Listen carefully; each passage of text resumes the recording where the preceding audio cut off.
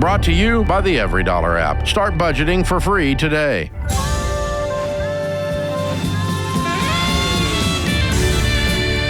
Normal is broke and common sense is weird. So we're here to help you transform your life. From the Ramsey Network and the Fairwinds Credit Union studio, this is The Ramsey Show. I'm George Kamel here with Dr. John Delony.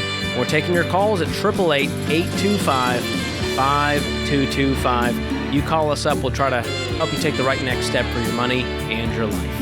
Hannah kicks us off in Orlando, Florida. What's going on, Hannah? Hi. So me and my husband, we are currently on baby step number 2. We're completely debt-free aside from our mortgage. So we are trying to get our 3 to 6 months savings built up so that way we can move on to the other baby steps. My question is, when we are setting up our emergency savings or 3 to 6 months, what should we include in that? So I am a stay-at-home mom, but I also own my own business. So I work part-time and then I have my health insurance that we pay for privately. Should I include the health insurance expense as part of that, since it is something that it is really expensive for both me and my daughter? So we're just trying to figure out what we should include in our emergency savings plan itself. Yeah, and it sounds like you guys are wanting to lean towards 6 months versus the 3. That's sort of the spectrum that we have. And if you do have, if there's single income or variable income or there's health issues in the family, then you want to lean towards 6. You'd rather be safe than sorry and not have enough to cover the gap. So 6 months is the goal. How much money is that? Between mortgage, like our HOA, car insurance, health insurance, and groceries, it probably would be, I would estimate, probably about $15,000 to $17,000 for 6 months for us. Okay. And that's not including health insurance. Our health insurance for me and my daughter is about $600 a month, so it's pretty expensive, unfortunately. Okay, so let's add that in. So $600 a month, 6 months worth. Let's add another $4,000 for that. So now we're at basically $20,000 would get you guys by for 6 months to cover all of your basic needs. We can strip out the luxuries. We don't need every single thing in there. If you did have a legitimate storm or a job loss, we're not going to live how we were living before. Yeah. Okay. So $20K is the goal. You guys have the $1,000 starter emergency fund right now, and now you're working towards the 20? Yes, we currently have almost $12,000 in savings, and that's including pretty much everything liquidated that we have in terms of savings, including the $1,000 baby starter. Wow. So you guys are only $8,000 away. Yeah, we're pretty close. We've been pretty fortunate with just childcare and everything like that. We haven't had to pay for much childcare aside from family, friends, just paying for gas and stuff like that. So we've been pretty blessed, actually. Well, and also y'all have made some choices. So you have been blessed, you are privileged, you are fortunate, all those things are true. And you're choosing to do things a little bit differently, right? Yeah. And so yes, we're fortunate and we've been lucky in some areas, and also we're working really hard. I like to, George, tell me if this is bananas. Emergency fund for me philosophically is, if I walked in here and Dave Ramsey said, "You're fired, get out," that me and my wife would be able to eat and take care of our bills for the next 6 months. But practically speaking, it was not this past week, it was the week before. In one day, I got up early before work. I took one of my family's vehicles, and I have a 16-year-old, so there's 3 drivers. I took one vehicle to one automotive shop. I took another vehicle to another automotive shop. I got dropped off at work.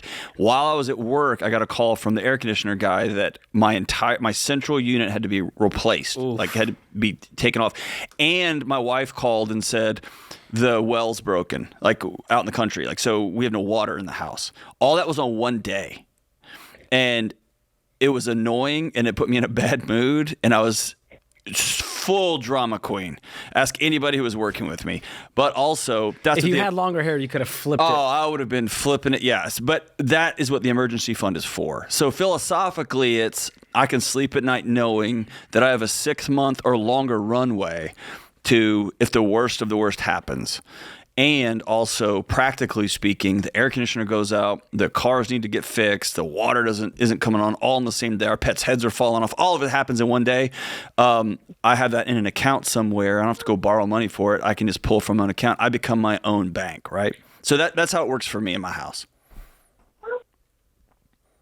So I would definitely keep your health insurance in there, because if your husband was to lose his job, that you don't want to be uninsured with 2 small kids for 6 months, right?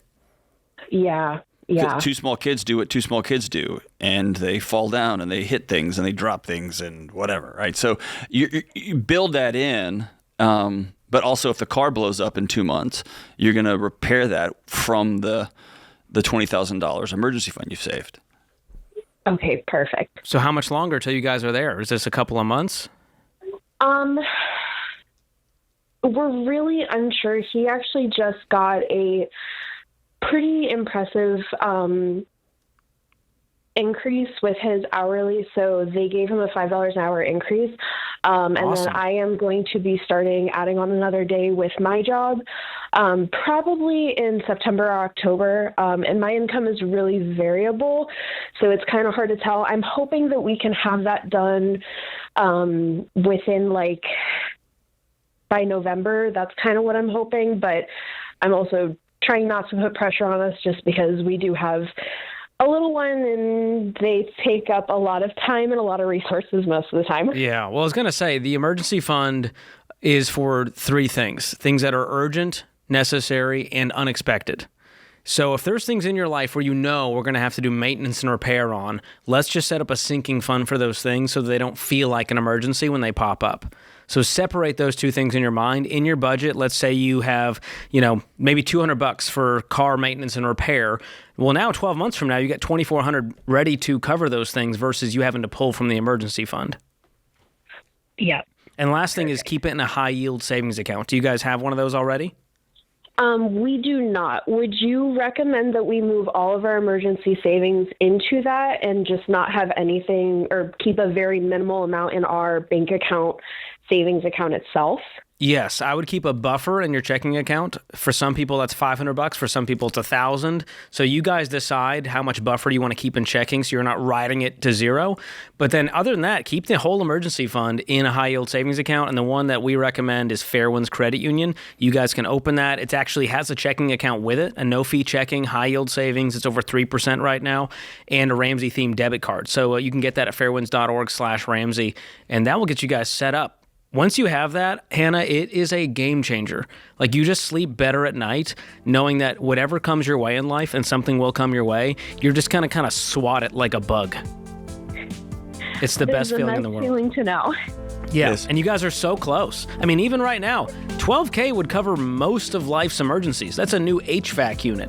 That's a car replacement if you needed it to be. So you're so close. Keep going. Baby step 3 is such a slog. It's one of the most boring, unfulfilling baby steps, but it's one of the most important too. So keep it a priority. You guys are doing great.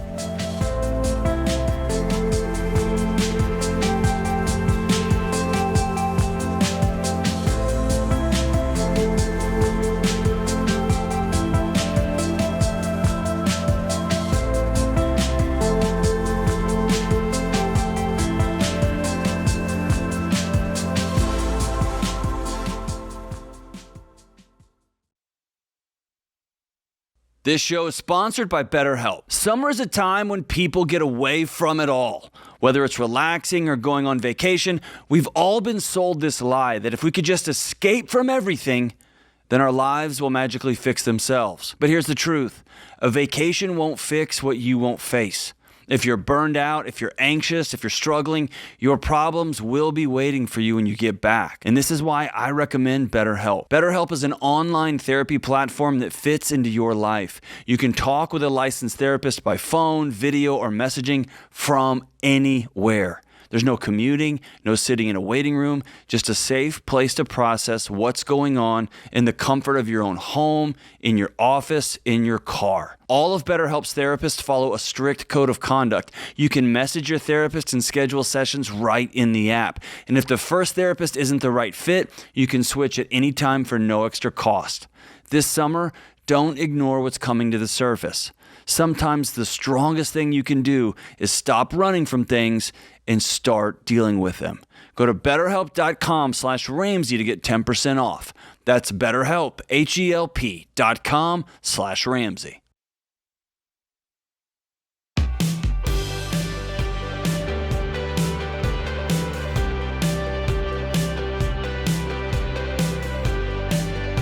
Anne is up next in Philadelphia. Anne, welcome to the Ramsey Show. Hi, thank you for having me. Absolutely. So my question is, how can I make large purchases like buying plane tickets or paying for car services without a credit card? What a baller, Anne. How much are we talking? Well, what's like the most you depends, could spend, and why is it an issue right now for you? yeah, so I have the way that I'm living, most of my income goes into my savings, and so I keep a very small amount in my checking account. And I'm worried about purchasing things online with my debit card, just in case it could get stolen.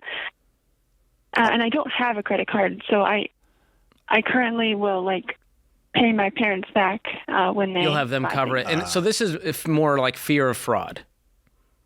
Yeah. It's not that the transaction can't go through. You're just saying, hey, it's a large purchase. If this money got moved to the wrong place, I'm in a lurch. I'll tell you what I use. And they're not a sponsor of the show. It's just they may sponsor your show now. Is it privacy? For years, I've used privacy.com, and here's what they do. And like I say, they're not a sponsor. They're what I use personally.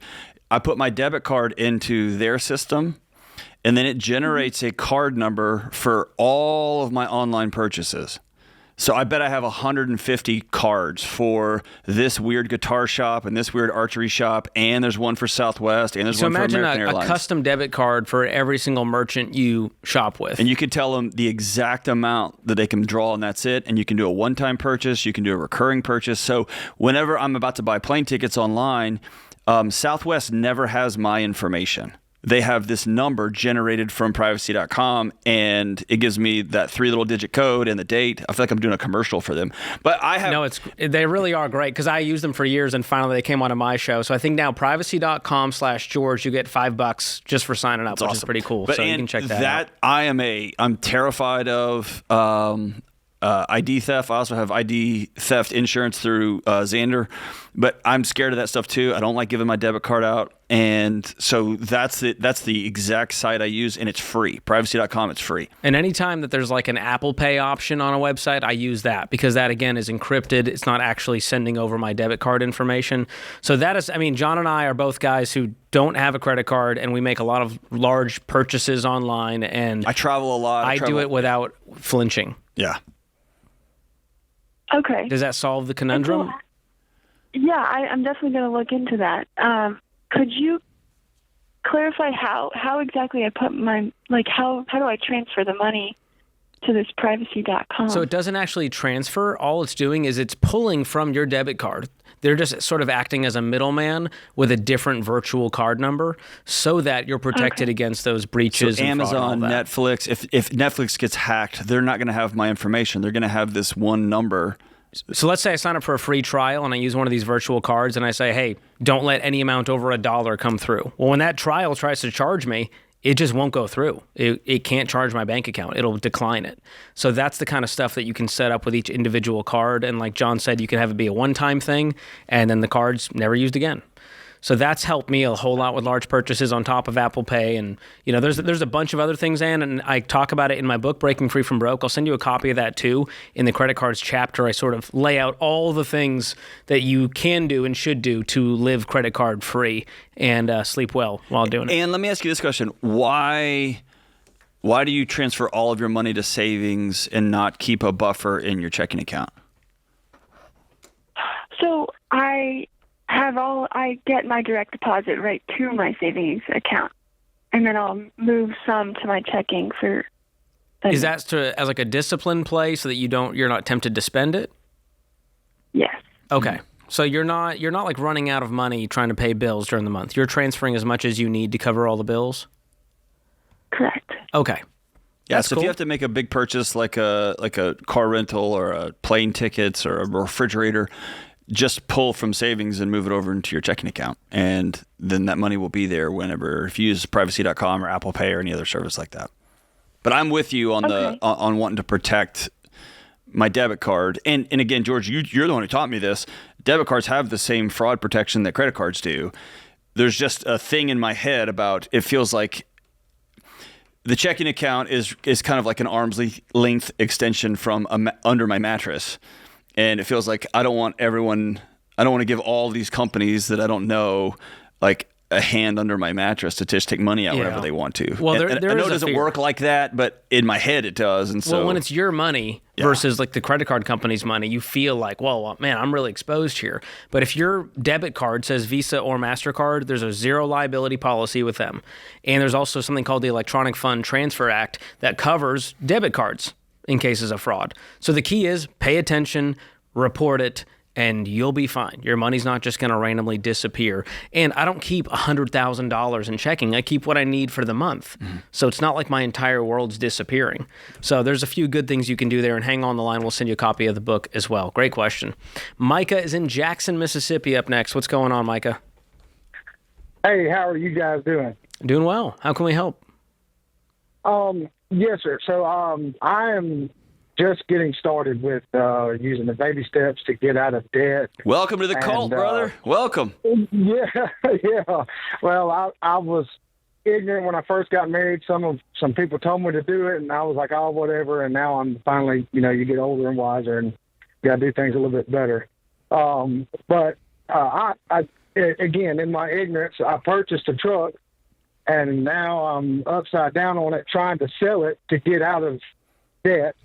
And I'm not sure. I've had it posted for sale for several weeks now, and I know it'll probably take longer, but I haven't had any bites on it or anybody interested in it.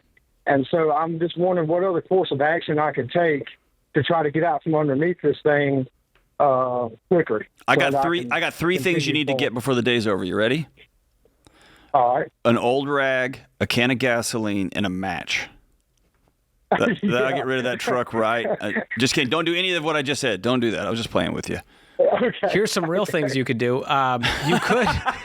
You could contact like a CarMax and Carvana and just see what they will give you for it. That'll give you sort of your floor. At least you know this is the least I'll get for it, if they're offering that. Okay. Trade-in value at a dealership is going to be way less, and then your best bet is that private party to get the highest number, but it could take longer. And so I would be looking at your listing going, are the photos good enough? Is the description good enough? Can I list it other places other than Facebook Marketplace and Craigslist? Can I ask around to my community or friends to see if anyone's interested in this?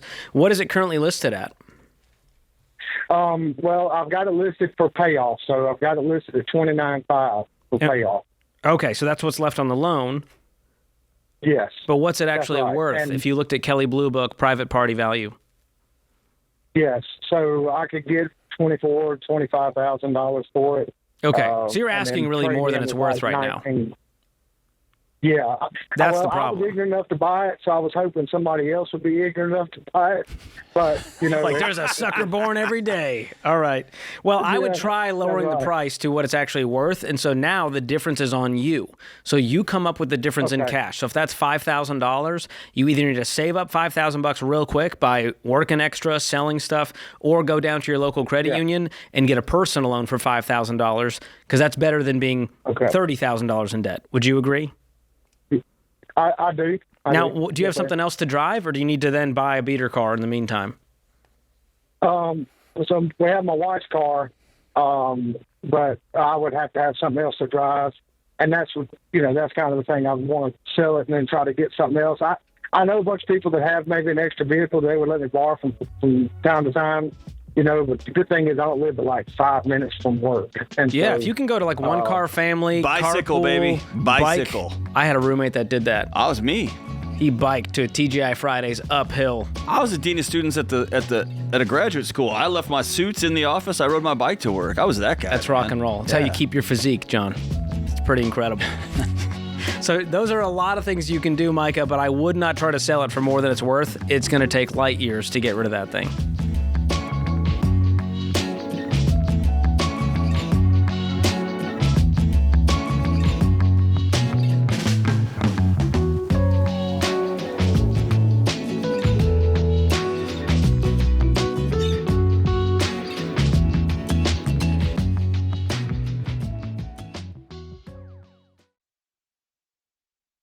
As your business grows, everything becomes more complex. There was a time when Ramsey Solutions had too many disconnected systems and not enough visibility across the business. We wasted too much time chasing information instead of making decisions. That's why we got NetSuite. NetSuite brings your financials, inventory, CRM, and more together in one place. More than 43,000 businesses trust NetSuite, including Ramsey. And now they're taking the next step with NetSuite Next, making it easier to put AI to work across your entire business. NetSuite Next helps you make the most of your time, automating routine work like forecasting demand and following up on overdue accounts. With NetSuite Next, AI is built into everything you do, so you can ask it questions just like when you're talking to a member of your team. And right now, you can try NetSuite Next for free. If your revenue is at least 7 figures, go to netsuite.ai/Ramsey.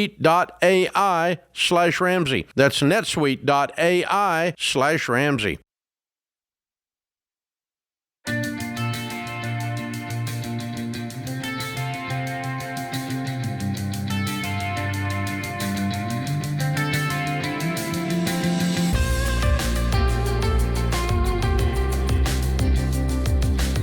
If you're sick and tired of working so hard and have nothing to show for it, that is normal, and normal is broke, and it doesn't have to be that way. Our Every Dollar budgeting app helps you find extra money every month and builds you a personalized plan to beat debt and build wealth. In just 15 minutes, you'll find thousands in hidden margin, and you feel like you got a raise. So don't live normal when you can live like no one else. Start Every Dollar for free in the App Store or Google Play. Gail is in San Antonio. What's going on, Gail? Hi, I'm a little nervous. Take your time. I'm just wanting to find out if it would be either ill-advised or morally wrong to divorce my husband. Whoa. What's going on, Gail? Well, we've been married 27 years. I got married later in life. I was almost 40 before I got married. Well, I'm 38 when I got married. And anyway, he is 2 years older than me, and he refuses to work. He got fired from his job back in March, has not gotten another job, and is not trying to get another job. And I can't keep living like this. We live on Social Security, his and mine. I've been disabled for 26 years. And he just started on Social Security. And it's extremely tight. We have no savings, no retirement, no nothing. And I don't know what to do anymore. I can't keep living like this. When you say you can't keep living like this, what is this? Is it you can't keep living like this, the reality that you're 65 and you're staring down the barrel of another 20 or 30 years and you don't have anything saved? Y'all got nothing? And that reality you can't keep living like? Or is your husband being ugly and abusive? Is it no? Things are so he's tight. Not being ugly and abusive, but I can't stand the stress of not knowing from one day to the next how long we're going to make it. Okay. So the Social Security, his and yours added together, is not covering your bills, is not giving y'all any margin? Well, I get $13.51 a month. Okay. He gets $8.11. $8.11? $811? Yep. That's Yep. it? That's it. Was he not working for a long time? He is a musician, and he worked for cash for most of his life. Okay, so you guys are bringing in a little over $2,100, and that's it. That's it. Do you rent? Do you have a mortgage? We live in a paid-for house. It's kind of an unusual situation. It's a house that is in a trust for me from my father's estate. We Okay. pay the insurance on it. You pay insurance and taxes, and you got, food, and do you have a car insurance, gas, all of that? We have 2 cars that are paid for. They're 22 years old. All right, let me get into the nitty gritty of this. Okay, I'm gonna take Okay. an alternative route. Okay, paint me a picture of what happens. Let's say George and I are like, yes, file for divorce today, and you get off the phone and you call a local attorney. You give them $5,000, and they file for divorce today. Then you've been married long enough. The judge forces you to sell this house. You'll split it in half. And you take whatever the amount of money is divided by 2, and you're holding that, and that's all you have for the rest of your life, unless there's something else in this trust. And Now you're living off $1,300. you got $1,300 coming in. Will that give you the peace that you're looking for? Well, let me backtrack just a little bit. I've already talked to an attorney. Okay. And when I had my will done, and because I wanted to make sure that my husband didn't get anything in my will. And They ain't much to get, he assured- Gail. I mean, like you're saying, he the house? assured me that my house, because it's in trust, is not community property. In the state of Texas, anything in a trust from a will is not community property. What's the house So worth? he couldn't. Between $350 and $400. Okay. So that's by far that's really your only asset at this point. The cars are not Right. worth much, and you got nothing in savings or retirement. Right. Trust the legal advice. But even then, there's still this new life. Let's say there's a new chapter where you're solo living in this house. It's paid for, but now you only get your income. Is that the reality? I can make it. I've already been putting this to paper for 6 months. So why are you calling us, Gail? You've already left your marriage. Like, you're already out. Well, I didn't know if it was ill-advised to do that or if it was morally wrong for me to do that because I never intended to, I thought it was going to be forever.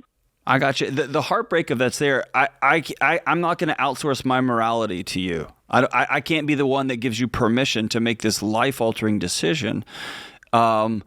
Because I'm convinced there's other things going on here that you're not telling me about, which is completely fine, and I get it. Not wanting to put all of the dirty laundry out on public, I get that. But you have to look in the mirror and say, I am making this decision. I do think there is a till death do us part for sickness and in health, for rich and poor, and I also think fidelity is bigger than being a person of fidelity. Cheating, if you will, does not just happen if you sleep with somebody else. I think being a person of fidelity inside of a marriage, you can cheat on your spouse with a golf course. You can cheat on your spouse by just sitting on the couch and not participating in the necessary lifeblood of a home. And that's how I feel I've been treated. But you have to own that decision. I'm not going to give you that. Okay. Okay. What I want to tell you is you have left your marriage. You just haven't put it on paper yet. If you want to sit down with your husband and say, here's where we are, here's what I'm about to do. If you want to rebuild something for the back half of the fourth quarter of our life, here's the clear path towards rebuilding trust with me. Here's what I need from you. But what you've told me is it's not financial because you can make it on your $1,350. There's something in the alchemy here where seeing him sitting on the couch collecting his $800 is bringing you to a point where I am going to end this marriage. So that tells me there's other things going on here that's not financial. It's not wondering what's coming next. You got a paid for house. You got paid for cars. Like, there's something else here, and he deserves, I believe, for you to be very clear and direct with him and respectful and honorable. Like, treat him with dignity and respect. But here is the thing, or here's the things that have been going on for 20 years, been going on for the last year, that I am at the doorway to walk out of here. Or more realistically, you're about to be out of here because I'm staying in this house because it's mine and it's in a trust and it's protected and you can't have any of it. Yeah. And he will probably say, I'll see you in court, and they can duke it out there. Okay. Because what's he going to do? He's going to be 67-year-old man, homeless, getting $800 a month. Right. If it's your way of forcing him back to work, have that conversation with him. That's what I've tried to do. I've tried to tell him that, you can't live on $800 a month, and, there's no way you'll survive. And,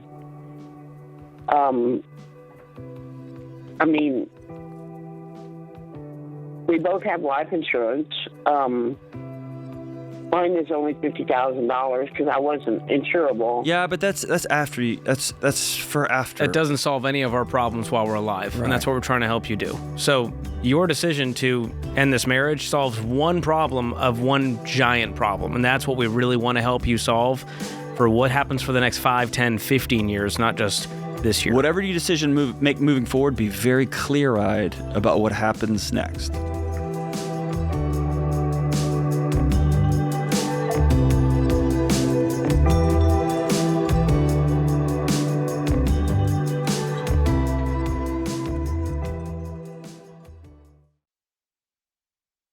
Hey, I want to talk to you for a second about love, and not love like in Titanic or something.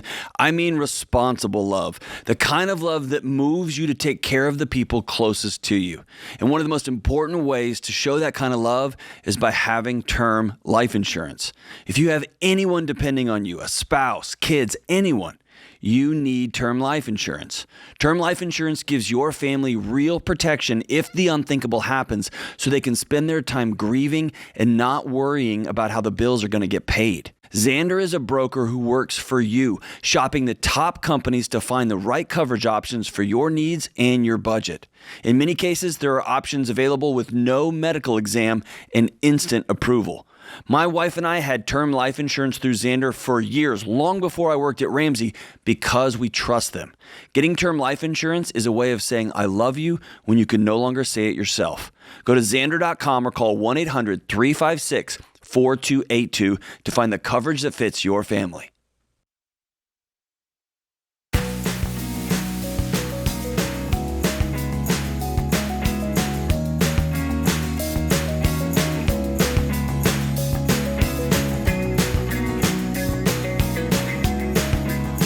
Joanna is in Edmonton, Canada. What's going on, Joanna? How can we help today? Hi there.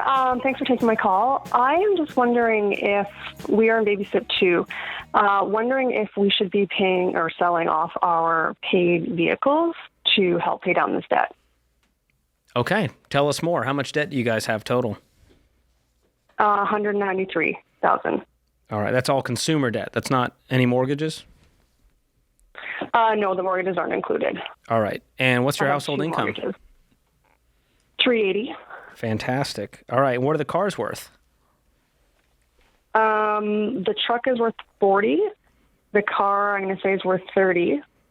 And then we have 2 Harley Davidsons, and they're each about $15,000. Okay. And those are all paid for? Yes, they are. Wow. So what makes up the $193,000 in debt? Well, we have $35,000 in credit card. We have loans, which just is personal loans. Yeah. Well, just loans. Like we have a solar loan, and we have a line of credit, and we have a couple loans just for we had some dental work done and stuff like that, so medical. Okay. And then the big one in there is the boat. Oh, a boat. What's left on the boat? Yeah. $100,000. And what's this boat worth? About $130,000. Hey. God almighty, Joanna, sell the boat. Sell the boat before the cars you need. You need cars. You don't need a boat. Why aren't you guys willing to sell the boat? You didn't even mention the boat. Well, because it's at our cottage, and that's what we love to do when we're at the cottage. Oh, so you have multiple properties. To be honest. Okay. Yes, we have 2 properties. Joanna, you sound like somebody who makes a bunch of money. You and your partner make a lot of money, and y'all don't like saying no to each other. You're very improv. Yes, and. We don't get a lot of. I was just thinking while you were talking. George told somebody to sell their horse one time, and he still hasn't. That thing has a soul. The boat just has a motor. But so I'm hesitant to tell Harley people to sell their 2 paid-for Harleys. I'm actually more scared to tell someone to sell a Harley. Yeah, I mean, because Those that's a guys lifestyle. can beat me up. But I don't know a lot of Harley lifestyle boaters with $150,000 boat. Like you got to pick a subgenre, Joanna, and go with it, right? Yeah, and this is the thing, though. See, we don't ride the Harleys very much anymore because our lifestyle has changed. Then sell them today. Okay, Just sit in our so garage. here's the thing. If you sold the boat and sold the Harleys, that's 130 plus 30. It's 160K of your 193 paid off. And you make 380, so by Christmas you'll be debt free with 3 easy steps. That's true. So that's option one. Or you sell the cars and you only have the Harleys to get around in, which is probably not ideal in Canada. And now you still need to go buy new cars, which I'm guessing for your lifestyle is going to be a hard pill to swallow to go buy a $5,000 car. Yeah, you can't drive an 86 used Camry up to your cottage to get in your $150,000 boat, right? Like the flip of this is y'all make $380,000 if you sold this boat, which you love. Dude, I love being out on the water. I totally get it. And you sold these motorcycles, and then y'all buckle down for 4 or 5 months with this great salary y'all make, and you're completely debt free. Then you get to decide, do we want to stay boat people? And if you do, awesome. Y'all make $380,000 within 1 calendar year. You'll have saved up enough cash. If that's where you want to like direct your spending power. We're not saying never own a boat again. Yeah, We're Dave has a saying- couple of boats, and they're more expensive than my house. They're awesome. Right. And he does these, I don't know, he's almost killed me in Georgia on them multiple times. Like, I love being out on the water, but it comes in an order, right? And you just have to decide if we want to be free people or we want to be boat people more. True. How much do you guys have in savings? We have just our $1,000 emergency fund, and then we have $10,000. You got $10,000. Okay. So here's my question. Where is the $380,000 going if we're still taking on lines of credit and payments? Where's that money going? Well, so those debts have been for a while. Like, they've been a long time there. And that's why we weren't getting anywhere, so we got on your program, which we've actually since January paid off $46,000, which Way to go. I think pretty good. So take your monthly bills plus your minimum payments. How much is that per month if you guys buckle down? We actually owe about $16,000 a month. $16,000 a month is your burn right So now. it's because we have 2 homes. Got Two it. homes, so- And how much are you actually taking home every month? 35? No, we're taking home what he brings home, about 20. 20. Okay, because 380, that's 31 gross, and you're saying you bring home 20. Are you guys doing any investing right now? No, we paused that because of the program. Okay. I got for our retirement. Wait, we you only paused bring that. home 20 and you make, I guess Canada So- takes 60% of what you make. But let's do the They math here, do. right? You bring home 20, your bills are 16. That leaves you with 4 if you're lucky to attack your smallest debt, right? Mm-hmm. So we're going to do 193 divided by 4. It's going to take you 4 years at this rate if you just use the margin you have, making 380. That is soul crushing. Or you can do it in 4 months. It is. Yeah. So you decide. If you're willing to sacrifice for 4 years to just stay on this plan and knock it out, you can. I personally wouldn't. Making 380, you should be done with this thing so much faster, and the boat is the thing standing in your way of freedom. Yeah. So I'm on board to do this. This is my idea, but my husband is a little bit hesitant. And why is he hesitant? So- Does he not feel the weight of this like you do? He does, but I kind of drive it more. So he's in agreement, and we're doing the steps. But I think to sell the boat is going to be a hard sell. I think that Although if I put it in perspective the way you just did, that might be different. that's what where I find couples are successful is if one of them is honest about the thing beneath the thing, because the boat will turn into a weird proxy war. Oh, we're just gonna go to the cottage and sit on the bank and stare at each other. Like, what about this? What about our grandkid? Like, it becomes this whole other thing. If you sit down and say, I want us to be a free household. I want us to be free. I don't want the government to own us. I don't want they already take 60% of our paycheck. I don't want creditors to own us. I want us to be in charge of our destiny. The nerd word of it, the psychology word is agency. I want us to be agents of our future. And we can get a boat within a year. I also think y'all can contract your burn rate quite a bit too. $16,000 a month over 2 properties. Y'all are living pretty large at both places, right? Yeah, probably, I'd say. So for 6 months, for a year, y'all could contract those expenses quite a bit and say, what if, instead of saying, here's what everything we want to do adds up to, which is 16, what if y'all had an exercise, and this could be super fun. It could be full of laughter and poking at each other and making jokes, cracking jokes with each other, but say, let's pretend all we had was $9,000 a month. Could we figure that out across 2 properties? I bet y'all could. And then suddenly material like $6,000 just comes out of the ether, or $7,000 just appears, right? So think about it this way, the actual mathematics. If you sold the boat, sold the Harleys, that gives you $160,000 in cash to throw at the 193. Now we're down to $33,000. So now for 4 months, let's say by Christmas, we're going to throw $8,000 a month at these remaining debts until they're gone. Can you imagine how different Christmas is going to feel? That's the picture to paint with him. And you know the old quote, the 2 best days of owning a boat are the day you buy it and the day you sell it. And I think he's not realizing how free he's going to feel when he sells that boat. And you're not going to a summer cottage in Canada in the Christmas anyway, right? You can't drive a boat across 14. Yeah, but we can't drive the boat, no. I was going to say, you can't drive a boat across 8 feet thick of ice, Can you rent a boat for 3 months? Yeah, can you rent a boat? Probably. I've never thought of that idea, actually. There's a program here in Nashville where you basically pay a monthly fee, and every week you can go over and pick the boat you want. You want a speedboat that weekend? You want a pontoon boat that weekend? $200 a month. You want a fishing boat? Yeah, and they service the boat. They fill it up with gas. They take all the headaches of boat ownership away from you. And there's probably somebody who lives right near you who's also broke with a boat who would rent it for you for $200. And y'all would have the time of your life and have no maintenance. It'd be amazing.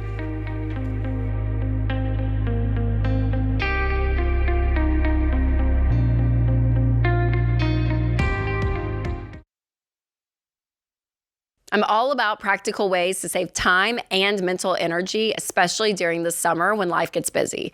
Between vacations, camps, deliveries, travel plans, online shopping, and trying to keep everyone organized, my mental load can get pretty full.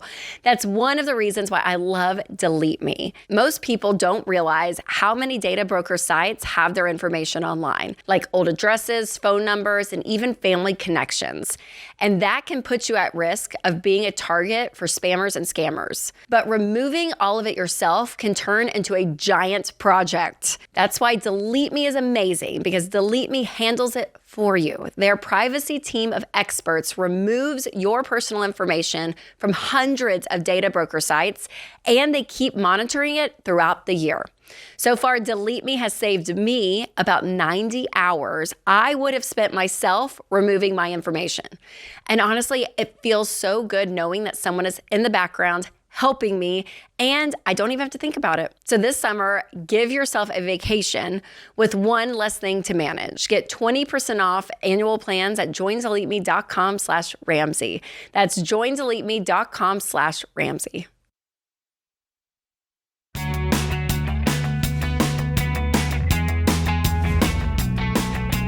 Welcome back to The Ramsey Show in the Fairwinds Credit Union studio. I'm George Kamel here with Dr. John Delony. We're taking your calls at 888-825-5225. Austin is in Orlando up next.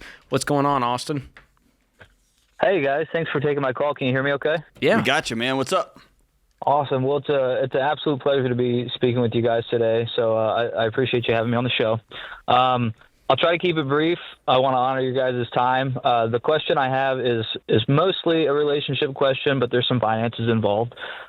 Basically, my wife and I, we bought a home down here in Florida about 4 months ago, and that was about the same time that we discovered you guys' baby steps. I'm active duty. I'm in the military. She works from home, and we've been working pretty hard to cut down the amount of debt that we have.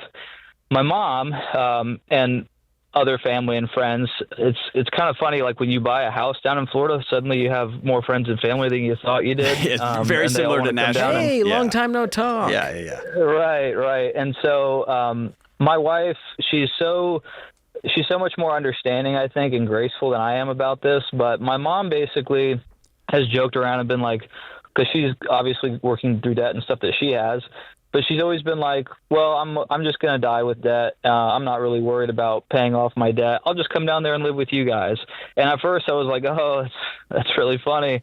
But now she's like being kind of serious about it. And my wife, she has told me, like we've talked about it a lot, and she's been like, I think maybe, you should be a little more understanding, and it's not going to be that bad if she did want to end up living with us. We have a 2.5-year-old little girl at home. And I guess I'm trying to figure out, my question is am I being not understanding enough? Am I being too stubborn or hard-headed by not being open to this sort of thing? No, not at all. I want you to be honest with yourself. And here's what I mean by that. There's the money part and there's the debt part, right? But this is your mom. You've been with her longer than your wife has. You know what her moving in would mean for the temperature and the electricity and the angst and the whatever else in your household. The vibes. Yeah, as George and the young kids say, the vibes of the household, right? So right. Some people let their mom move in and it would be the greatest thing ever because they would dote on your 2-year-old. You and your wife would have date nights whenever you're home. It would be awesome. Right. And also there's mothers and fathers who would move in and they would think that you're 7 again, and they're going to tell you what you're going to do and when you're going to do it and why aren't you doing it like this. Or your job is to take care of them and cook for them and provide for every one of their needs. While they continue to be irresponsible with any number of things. So the true, here's the total cost. Financially, yes. Relationally, the impact on your marriage. And so the full picture there. So be honest with yourself about that. And the other thing I think that's kind of haunting you that you can just cut to the chase, I would next time your mom's in town, I would take her out for coffee and say, Mom, are you officially asking to move in with us? Yeah. Because right now there's a lot of ambiguity and you're starting to create stories about what she means and what she says and how she's saying it. Just cut to the chase. Yeah, I think that's a really good approach, and I've thought about that. The other thing I think I get kind of like worried about is I don't want my mom to die with debt, and she's very comfortable with that sort of thing. And I know at the same time, because my wife and I are on the same page about this, like it's not our responsibility or obligation to make sure that all her debts and stuff are squared away and paid for. But that's what we're working towards in our personal life right now. And I think that she has seen how we're doing with that sort of thing. We've had the ability to pay off over $100,000 of debt in the last year, which felt really awesome. And I think that she's kind of like, well, if I move in with you guys, I won't have a mortgage, and I'll just die with my debt, and it'll be fine. And I don't want that for her, and my wife doesn't want that for her. So I guess that was kind of the crux of like my question today is like, if she doesn't care, then you can't impose that value system on her. Yeah, and you can't care more than she does about it. You don't need to take on that burden. Because the truth is, I hope she doesn't die with the debt. And if she does, you don't need to carry that. That's not your fault. She hasn't invited you into that conversation. Right. And she's so, like, she's not even, my mom has this tendency to, like, age herself. She's not even, like, elderly. She's, like, 55. Yeah. But is she working full time? She is, yeah. She's been a nurse my entire life. God bless her. Like she's been doing it forever, and she is at the point now where she is a nurse practitioner, but she kind of like works from home type of thing. Yeah. And does telehealth, and like she has a great income, but she's also not really like doing a lot about her debt situation. And so I'm trying to like remove myself from being super worried about that all the time because it's not my situation, but our relationship has gotten better over the years, and I obviously don't want that for her. So I guess it's just a matter of like, having the conversation with her, then it sounds like. Yeah, well, where I've seen this go really awry is when adult kids try to lecture their aging parents on any number of topics, but especially about sex and especially about money. Like parents don't want to hear that from their kid. But I've seen people be successful, and I'm going to be honest, it's a more limited success. you sit down and say, Mom, are you asking to move in? And if it's true, you and your wife have talked it through. If you were to say, we would love you to move in, but we have a picture of what that would look like, and here's the reality of our home. We have a 2-year-old, and so we need some help with some childcare and some support. And we don't also have the money or the support or the time or whatever to get childcare for our kid because you're going to need a quiet place to work from home. Like, think through the logistics of that when you have that conversation. And then be honest with your mom in that same conversation.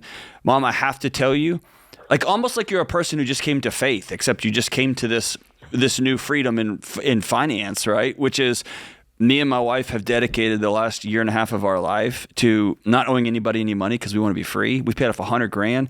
If you, and you can tell her, I'm worried about your future because you don't have any retirement that I know of. And if you want some skills or some tools, the ones that we're using, I would love to sit down and walk you through what we've done to change our life. And what you're doing there is you're giving her permission as a 55-year-old to, which can be hard, right? It can be hard to say, I don't know how to do a thing. And it can feel extra hard to look at your kid and say, I don't know how to do a thing, but you're doing it well. Will you teach me? There's a I don't say it's a shame barrier, but you get what I'm saying? It just feels weird. It'd be if one of your officers called you in and was like, hey, you have a great marriage. Can you teach me how to talk to my wife? Like, that would be an awkward thing, right? So there's a reverse power differential here. So you bridging it and saying, I got a new toolkit a year ago, and these tools are helping us build something amazing. I would love to share these tools with you if you're interested. And then beyond that, you can't force her to want to be a part of it. All you and your wife can do is say, as for our house, here's the values of our house. And one other thing I would add is pre-plan a separation conversation. And what I mean by that is have a conversation for what if this goes sideways? Because I don't want to lose my mom, and I don't want to lose a roommate and at the same time lose a mom if we get to a place where it's not working out or it's uncomfortable or your job is not jiving with our kids' nap schedule. Like, let's have a conversation for how do we stay connected and have a great relationship and not be roommates down the road if we get there.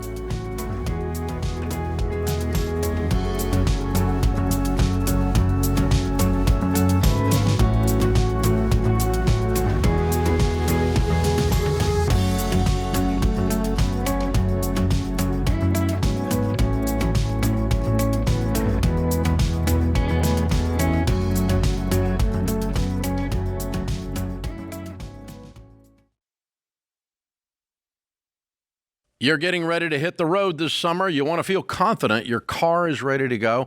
But when you don't fully understand what's going on under the hood, it's easier to either ignore something important or spend money you didn't need to. Because, let's be honest, you're not a mechanic. And you shouldn't have to be. That's why we trust Christian Brothers Automotive, the official auto repair partner of The Ramsey Show. They bring clarity to car repairs and maintenance. With their digital vehicle inspections, you can actually see what your technician sees, understand what needs attention now and what can wait, so you can make wise decisions without second guessing. Listen, when you're counting on your car to get you where you need to be, you don't want uncertainty. You want confidence. And Christian Brothers stands behind their work with the Nice Difference Warranty. 3 years or 36,000 miles, whichever benefits you more. Go to cbac.com/Ramsey to schedule your service and get 10% off your visit. That's cbac.com/Ramsey. 10% off, up to a $250 value. See store for details.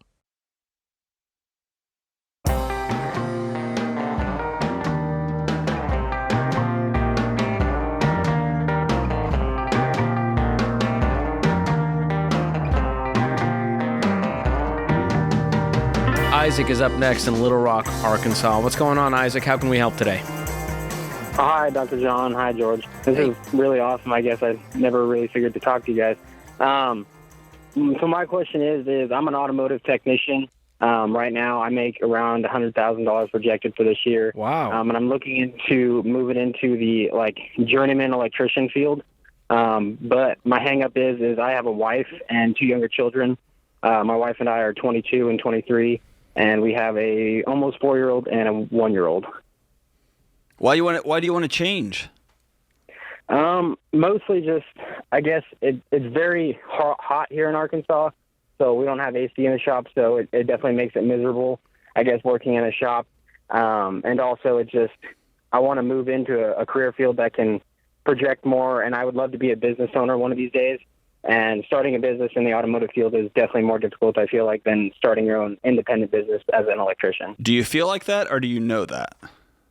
I know that. I have a lot of family members that are business owners. We have a family member who has a friend who owns his own electrician company, who he started with his own van and just kind of went from house to house helping people out until he grew his into like a multi-million-dollar business. And I know there's just a lot of overhead with opening an automotive shop with tools, equipment, and all that. So when somebody tells, like, here's what I want to direct you towards: being fully honest about why you want to make this change. And here's what I mean. I'm in Tennessee, and I grew up in Texas. You're in Arkansas, so we're in the same region-ish, right? The guys who just came in and replaced my air conditioning unit, the HVAC guys, and then the electricians, it was probably 120 degrees up in my attic, maybe 130. Yeah. And if you want to be an electrician and work out on all those data centers that are popping up all over Texas and Arkansas, it is hot outside. And when it's not hot outside, you get those wicked cold, burn cold winters, right? All that to say is, if you're going to be in the trades, you're probably going to deal with extremes when it comes to weather, right? So trying to escape automotive because it's too hot, that's a guy who wants to get a new job and is trying to scratch and claw for reasons, instead of just saying, what I really want to do is be a business owner. I want to make $1 jillion, and I want to have a bunch of employees and help them take care of their families. And here's a path towards that, and that path is going to require sacrifice. Otherwise, you're going to get into another job and it's going to be hot there. And you're going to get into another job and it's going to be hot there. Yeah, in that case, you'd go get a desk job in a corporate building if you really wanted to get out of the elements. Right. And so the other thing I'd recommend you do is don't talk to a relative who's got a friend. See if you can go have coffee with the guy who actually owns that business, because he'll do two things. He'll tell you about the beauty of it and the fun of it, and he'll take all the shine off of it and say, here's the scratch and claw you're signing up for. Because building a multi-million-dollar electrician business is a freaking grind. And then the question is, what about all these other dudes who run their own electrician business who aren't making multiple millions? That's also a possibility. So we also, don't get too starry-eyed of the grass is greener on the other side. But I love the idea. If you're really into becoming an electrician, that's a great goal to have long-term. But it sounds like you guys have some priorities right now of paying off some debt. Yeah, so I've always been driven to the electrical field of like the trades and stuff like that. I went into automotive mostly just because that's kind of what I learned. But my wife and I have $4,200 that we owe to my parents for help purchasing our house, and we owe around $11,000 in credit card debt. But I negotiated one of those down to $3,000 from $6,000 for settlement.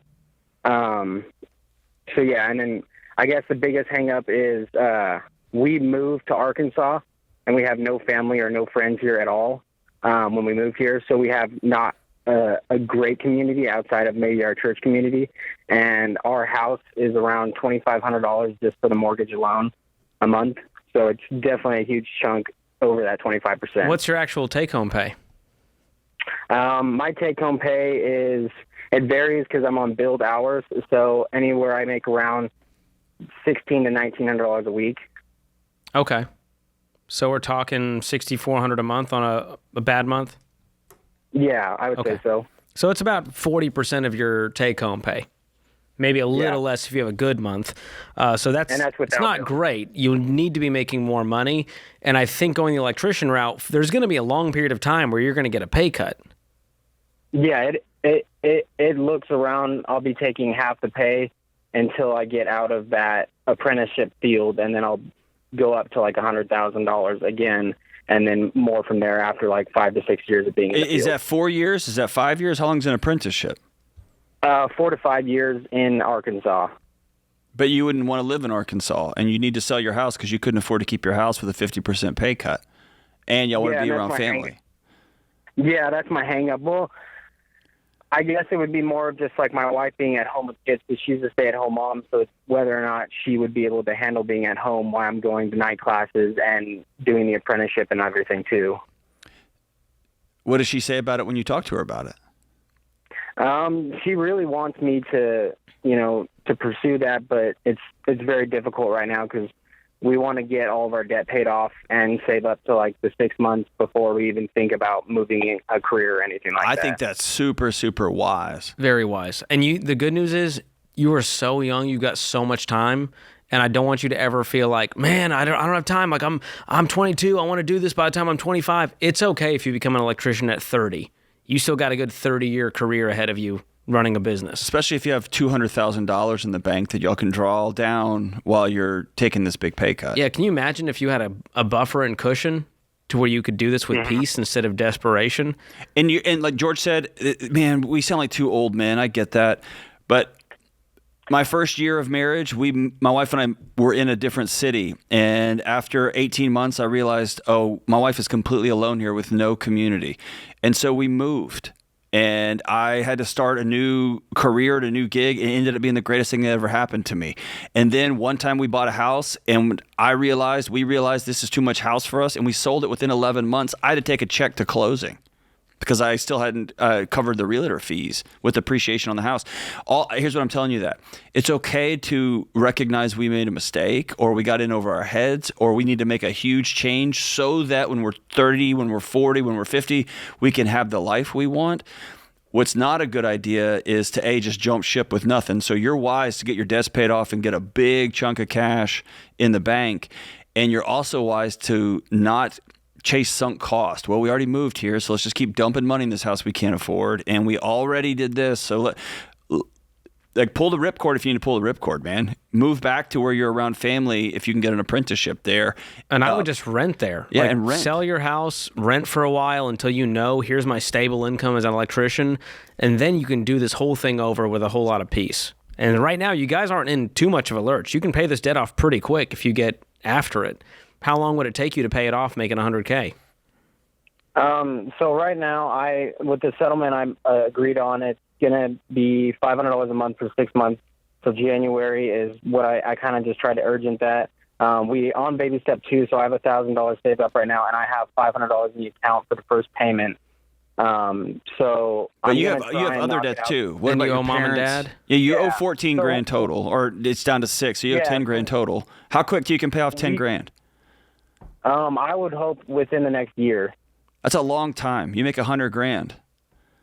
Yeah, it's a lot of lifestyle living that I'm trying to go through our budget and try and figure out where our money's going because I feel like it's kind of just disappearing and we're not really watching it as wisely as we should be. Yeah, you don't need it's not a 6 month spelunking expedition. It's a long evening with you and your spouse, you and your wife sitting down in front of a budget. And you don't need Claude to dig through And we know 40% is the mortgage, so now there's only 60% to figure out. Yeah, and now we're sitting down and just doing the math. Diapers, formula, gas, food. Do we have to buy organic foods? We can't go out to eat for a while because we owe money, right? So it's not this big, long PhD thesis. It's just sitting down and saying, here's how much money we have, here's where we can contract our expenses, and let's get on a budget together.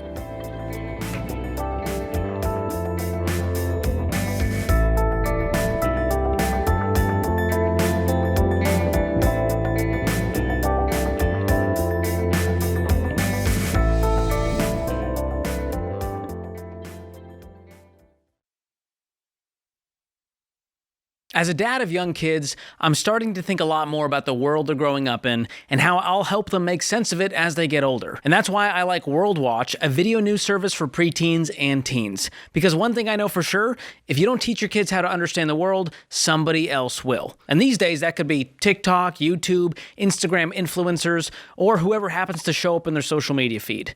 World Watch's 10-minute videos help young people understand what's happening in the world through a Christian worldview without all the outrage, negativity, and noise that is everywhere these days. The reporting is factual, engaging, and designed specifically for preteens and teens. And World Watch creates opportunities for something every family needs more of: meaningful conversations. Instead of just reacting to headlines, kids learn how to think about what's happening in the world, and parents get a chance to keep those conversations going at home. Because when my kids are old enough, I want them informed, not overwhelmed. And right now, you can get a 30-day free trial. Just go to worldwatch.news/Ramsey or use promo code Ramsey to get started. That's worldwatch.news/Ramsey.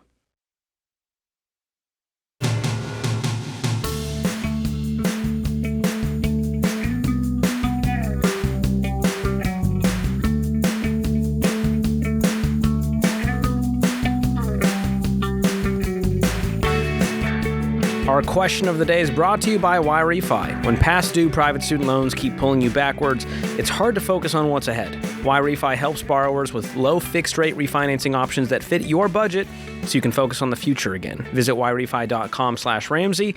May not be available in all states. All right, today's question comes from Todd in Nevada. Todd writes, I've recently become aware of betting sites like Kalshi and Polymarket where you can wager on the outcome of real-world events such as elections, celebrity engagements, sports, etc. What is the Ramsey stance on this type of betting? Oh, boy. The Ramsey stance on gambling via dopamine-based apps that involve stealing your money. I give you my take on it. I don't know. The big Ramsey stance is if you're going to do anything like this, ideally don't. But if you are going to do it with fun money after you're already out of debt, investing for the future. And this is basically you like a fun hobby. If you spend as $50 Dave a writes month. Dave says, if you can light that money on fire in the middle of your living room and it might break your heart, but it doesn't change the trajectory of your month or your year or your life, then it's like any other expense. I don't need another guitar, but I kind of want one. If I want to take that guitar money and go to Vegas instead of a blackjack table, it's an experience. It's fun. But so that's kind of the overall stance on any sort of these kind of things. I do not have an app on my phone. I don't participate in these things, especially like Polymarket, because these things have become so rigged. Was it Trump announced the other day he's going to start selling early access to his Truth Social so you can know what he's about to post and begin to Well, did you hear the story about the White House teleprompter operator? No. He knew exactly what was going to be in Trump's speeches, and so he started betting, and he made over $100,000. Yeah, because he knew what was going to be in the speech. There's too many. The thing about betting on a sports event, ideally, is there's performance-enhancing drug testing, and of course we know. I'm an Astros fan. We know sports teams cheat, right? But there's supposed to be built-in restrictions so that the outcome is what the outcome is. When it comes to Polymarket stuff, man, there's too many actors in too many different places that can influence or have early insights, etc. So, dude, I stay away from all that stuff. I just don't participate. Yeah, here's my honest, and I'm pretty brutal on this. I think it's a financial cancer on society. This entire thing it's really a byproduct of what has been coined financial nihilism, which is people don't believe in the system anymore to such a point where they want to go to the riskiest investment possible, riskiest bets possible, because they don't feel like they can retire the traditional way like their parents did. So that's what we're seeing as a movement of young people flock towards these sports betting apps, whatever it is. Whether it's Kalshi, Polymarket, FanDuel, BetMGM, they're just trying to get a little bit of dopamine, and the chance of getting rich is what's keeping them coming back. And that's an interesting take, man. I haven't heard the phrase financial nihilism, although I hear the sentiment all the time, right? Just they feel like the game is rigged. It is rigged, and people are frustrated. So just YOLO it. I get it. If I got $50, why invest it into the stock market? I'd rather just go on Polymarket, have a good time. Well, not my psychological take, because there's a lot of some of the smartest neuroscientists and psychological social scientists who participate in making some of these apps as addictive as possible, as hard to get off of, all that. So and as difficult to make money on as possible. There's a science behind all this. But I also think there's a broader concern, a broader cancer in our culture, if you will, and that is we don't do anything as a culture. People go home and they just stay there. And so there's a sense of we have a culture of zombies who are dead in their own skin, and the most exciting thing happens on a TV show. That's the most exciting thing in their life. The most exciting thing that could happen is somebody's sports team think about that. We're going to pay some other guys to wear the jersey of the town I'm in, and y'all play the game for me, and y'all decide whether I have a good week or not. I love sports, but it's this outsourcing of you go play for me instead of going down the street to a local softball league and getting invested and being overdramatic about you're cheating and this guy was right. So there's something about backing up and saying, if feeling alive to you is happening in the darkness of your own living room, in the glow of a screen, that is a huge signal that you have created a life for yourself that has no life to it. And so turning the lights on in your own living room and asking, what brings me life? Like, what brings me excitement? It's why you and I went down the street a couple years ago and we're like, let's just go do a stand-up comedy night. We were so nervous backstage. We were scared. We worked on our stuff, but it brought life to me. I talked about it for days afterwards. I was like, I should have done this. But it brought life to me. And we made friends doing it. We were in the green room with other guys other men and women who are trying to do this too. It's the reason we go hiking. It's the reason you go fishing. It's the reason why I love hunting. Where are things in my life where I can inject life into them and get excited about real things in the real world and not be captured by this other thing? It's like a hack to inject life into your lifeless body here. And man, if you're finding that this is the only thing that brings you joy and life, man, you've built a terrible life. It's a ringing bell in your life to back up and say, dude, you get one ride on this one. You get one ride. I can tell a lot about how your life is going based on your iPhone home screen. There you go. So if you've got all the betting apps on there, I'm like, man, this guy he's struggling. Yeah, go join a bowling league. Go join a local soccer. R.I.P. Ken Coleman. Go join a pickleball league, for God's sake. Ken didn't die, by the way. Ken's alive. He's just not our coworker anymore. It makes me sad. His empty desk is between me and George, and I still get sad sometimes. But go create a life worth living is what I want to say. Beautifully said. Hope that answered your question, Todd, in Nevada, sorry. Don't come at me, guys. All right, Marianne's in Lansing, Michigan up next. Marianne, I apologize for our rambling. Thank you for taking my call. I appreciate it. I am going to be getting married at the end of August this year, and I'm calling just to make sure that I'm making a wise choice. We're going back and forth deciding if we need to rent versus buy. Now, renting for about 6 months after we get married will give us more flexibility to choose the right house. My future husband wants to initially buy after we get married because he wants to see about building equity in a home. And I just want to see if renting is a possibility just to make sure that we are in the right area before we buy a house. Okay, well, here's the checklist before you buy a home, especially as you're going to get married. Number one, we always recommend renting for a while because you're already combining your lives. There's already a lot of pressure there and newness. We don't need to add the stress of home ownership onto that. So renting for a while is great. Number two, are you guys completely debt-free? He just has a car payment. He has just $2,000 left on it. Okay, how much do you guys have in savings? Savings total would be $80,000. Okay, and what's that earmarked for? I'm not sure. Okay, I'm just shocked he still has his car payment. Is it your $80,000 or it's his $80,000? It's mine. Okay. And he has nothing? No, he has something. I have to see the specific amount. Last time it was $50,000.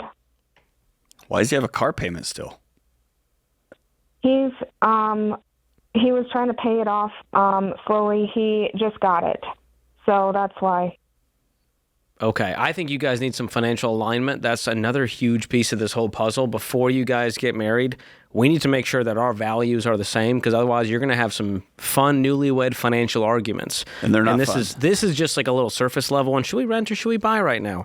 But you guys need to decide, are we going to be people who live consumer debt-free, who have an emergency fund, who have a strong down payment? Because this whole thing of I'm going to build equity with 0% down and most of the money is going toward the lender, on the front half of the loan. So renting is not a sin. It's not throwing away money. You're buying yourself patience until you can get to a place where you have some financial stability, and do this out of a place of strength, not just out of, well, I want to build equity and I was told once you're married you should own a home. You win, Marianne. Y'all should rent for a while.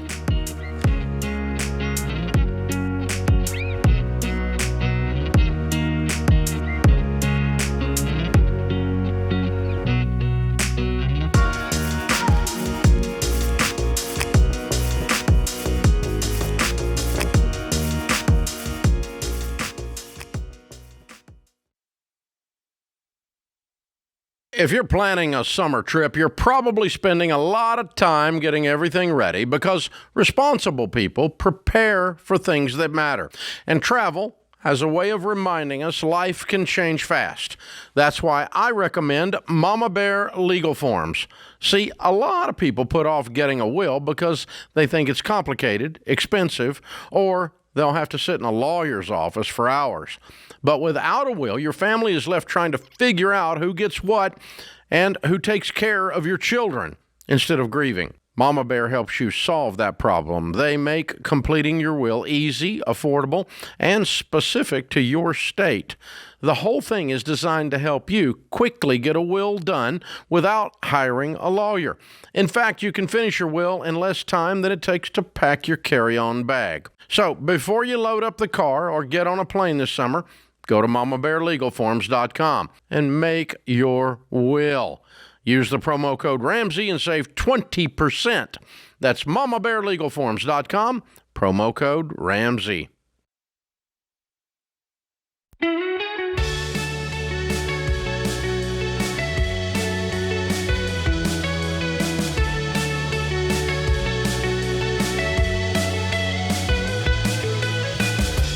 We wish we could get to every call and question here on the show, so if you have a money question and you want an answer for your situation, we've got you. Head over to our website and use Ask Ramsey. It's our free AI tool that's built and trained on proven Ramsey principles. You'll get an answer the same way we would answer it here right on the show. Probably even better, if we're going to be honest. So ask your question today at RamseySolutions.com or click the link in the description if you're listening on podcast or YouTube. Ben is in Boston up next. Ben, welcome to the show. Hey guys, thank you so much for having me. I've listened to you all for so long, so it's pretty surreal to be talking with you all right here. Well, thank you. It's an honor for us as well. How can we help today? So I wanted to ask, right now, I'm lucky. I'm really blessed to make a very good salary.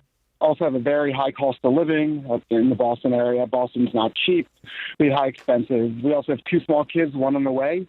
And while I've listened to you all for a while, pretty recently became serious about, you know what, I want to pay off my debts. I want to really, as you all say, start the process of living like no one else. So right now I do have enough funds to pay off my debts other than my mortgage. Awesome. Something I've been excited about. The issue is I've heard pretty credibly that where I work is going to be downsizing soon, that it seems like the next 3, 4, maybe up to 6 months, I'm going to be losing my job. And from my research, I do think my next job will involve a real substantial pay cut, most likely. So I'm trying to What kind of field are you in? But I'm in the legal field. Okay. Are you licensed in the legal field? Or are you legal adjacent? I am. I'm an attorney, and I work in a pretty specialized area, a class action area. Sure. And I've been in my current role for going on 10 years now. Kind of worked my way up there, become pretty senior, and I've worked my way up to kind of know what's around the corner. Sure. Which does seem like we're going to be. Yeah, it does seem like it's a very best case scenario. It's going to be a big pay cut. I mean, right now I'm making about $375 a year. Uh-huh. All in, my wife is making about $65. From my research, unless if I really want to change things up, different field of law, completely different work-life balance, everything else, it seems like we'll probably be going down to like $175, $200, which is still, I mean, don't get me wrong, it's on paper it's a good salary, but we have high expenses. It's a different lifestyle. It's a different lifestyle. Yeah, okay. Yeah. You don't have to apologize, but it's a 50% pay cut overall, so that's a big deal. Yeah. So how much debt do you have? I do think, in terms of how much debt, and this is all based on savings, I could pay this off now, but it wouldn't leave me with much. Okay. I've got about 85 in student loans. My wife has maybe 30. 35 in student loans, have 20 on a no-interest credit card, about 10 to 15 on our car, and there's maybe a few other little ones, but I mean, all ones in savings right now, I've got like 180 in savings with my wife. We have 180 in savings. And what was that earmarked for? It was, at first it was an emergency fund. It kind of grew. I was going to invest it a little more. We do have high expenses. We have 2 kids, another on the way. And so, I mean, daycare alone is like right now in the $4,000 a month range, which is pretty typical. For one child? For 2 kids. Okay. I was like, whew, man, I'm from Boston. I'm shocked by that. Okay, so $4,000 a month, $2,000 for each kid makes more sense. So if you paid off all the debt, would you have like $30K left in the emergency fund? I would, and we have some investments as well. We'd have, somewhere around the $100,000 range in investments. So we paid it all off. We'd have some money. We would not be broke. Yeah. I wouldn't be worried about where are we going to eat the next month. But with this pay cut and such, part of me is like, maybe I should take a pause, wait to see where things shake out. When they shake out, maybe I'm wrong about my research and what the options are here. Well, my fear is it's always going to be looming, so you'll never pay off the debt. And if you do, now you're stuck with all these debts and the layoff. So if I'm in your shoes, the best thing you could do is pay off all the debt today. You're left with $30,000, and then just stack money with all those freed up payments for the next 3 to 6 months. Now we're back to 60 to 80 to $100,000 with no debt. That puts you in a way better situation. You're trading an unknown future. I'm going to have a pile of cash to cover all of these payments and the expensive lifestyle that we have. I'm going to have no payments. So if my house gets hit, I'm not going to owe anybody anything. Right? And worst case scenario, my wife has to pause her job and stay at home with the kids so we can, because she's making 60, but after taxes and after, driving back and forth and parking and all that, actually we about net out from the $4,000. Y'all have to make some significant, ask some bigger lifestyle questions. But I like the idea of heading into a storm knowing everything is shored up, not having a whole bunch of shovels to dig out all of the gravel if a storm comes. And the other thing I haven't heard you talk about, dude, if I got word, George and I we're brought into a lot of leadership conversations here. If I got word that I'm going to be out of a job, that Ramsey decided we're going to close down shows in 6 months, you better believe, man, I'm going to be all hitting the street, talking to everyone I know, trying to ask, hey, what does your studio do? What does your agency do? Do y'all have this? I would want to take agency into my own hands as much as possible, not just sit and hope it all happens. If you're making $375, you might be a partner and you may be a part of equity split and all that, but you know what else you are? You're a real good lawyer. I appreciate that, and I think that all makes sense to me. I will say, when I said my debt, I did not include my mortgage. We still have a good amount of money left on the mortgage, and obviously right now we're not thinking of selling the house or anything like that. Hopefully it doesn't come to that, but I do agree. I mean, if we can get rid of all the shovels but the mortgage, it simplifies things for sure. And I thought that's what you all would say, but wanted to make sure. The question is, are you going to do it, Ben? People want to know, what's he going to do after this call? How have we been convincing enough in 5 minutes to make you make this 6-figure move? Honestly, I was leading that way, but then I was just a little worried, and I should talk to some people from Ramsey. That's a classic lawyer answer. He didn't even answer. It was a yes or no question, Your Honor. You didn't answer, and you made me feel good. That means you're a great lawyer. We're gonna pay it off. We're gonna pay it off this week. Boom. Okay, so I want to paint you a picture. Okay, Ben, you ready? Let's do it. This time tomorrow, except for your mortgage, you and your wife owe nobody anything in the world, and you have $30,000 in cash. Right? And you make $375 together with your wife, you'll make a little over $4K a year. I mean, $400,000. You and her shake hands and say, for the next 3 months, 6 months, we are going to contract our spending as much as possible. We're going to find joy in each other. She's pregnant also, right? Is that what you said? Yeah, we've got another one coming in December. So we're going to circle the wagons on our house. We're going to catch up on some shows. We're going to go on walks in these super hot but sometimes super cool Boston winters. You're going to start spending time with the kids at a park. Y'all are going to just circle the wagons on your spending for a season. and you're going to stack cash maniacally. So if you guys bring home like $25K a month right now? After we take out taxes, the 401k contribution, stuff like that, it's a little bit under that. But yeah, not far from that. Okay, so let's say you could live on 10, even with daycare and the mortgage, without any debt payments. Could you live on 10K? It would be a little bit higher than that. So if there's no daycare, sure. But if there is, it would be a little Split the higher than that, difference. but it's not. You take half of your take-home pay and just shove it in savings for the next 6 months. Yep. And That's pretty if you incredible. do get laid off, are you going to get some sort of severance? Usually the answer is yes, but I think things are pretty unclear, so I don't want to count on that just in case. So I'm just trying to paint you a positive future here, that you wake up in 6 months. So you wake up January 1 of 27. You have 110, 150 grand in the bank. You don't owe anybody anything except for your house. You have a new third kid. They're healthy. They're awesome. And your boss calls you in and says, sorry, man, you kind of heard the words, but you're on the list. And so here's X number of dollars. Here's 3 months severance for you to go, whatever. And you've already put in the work. You got back in the associations. You started going to the monthly, the Boston Legal Association meetings. You started shaking hands. You started calling old friends from law school, and you have a new job already lined up, brother. Like, I'm talking a complete 180 from the world y'all are living, and you are free. That to me is a positive vision I would really latch on to.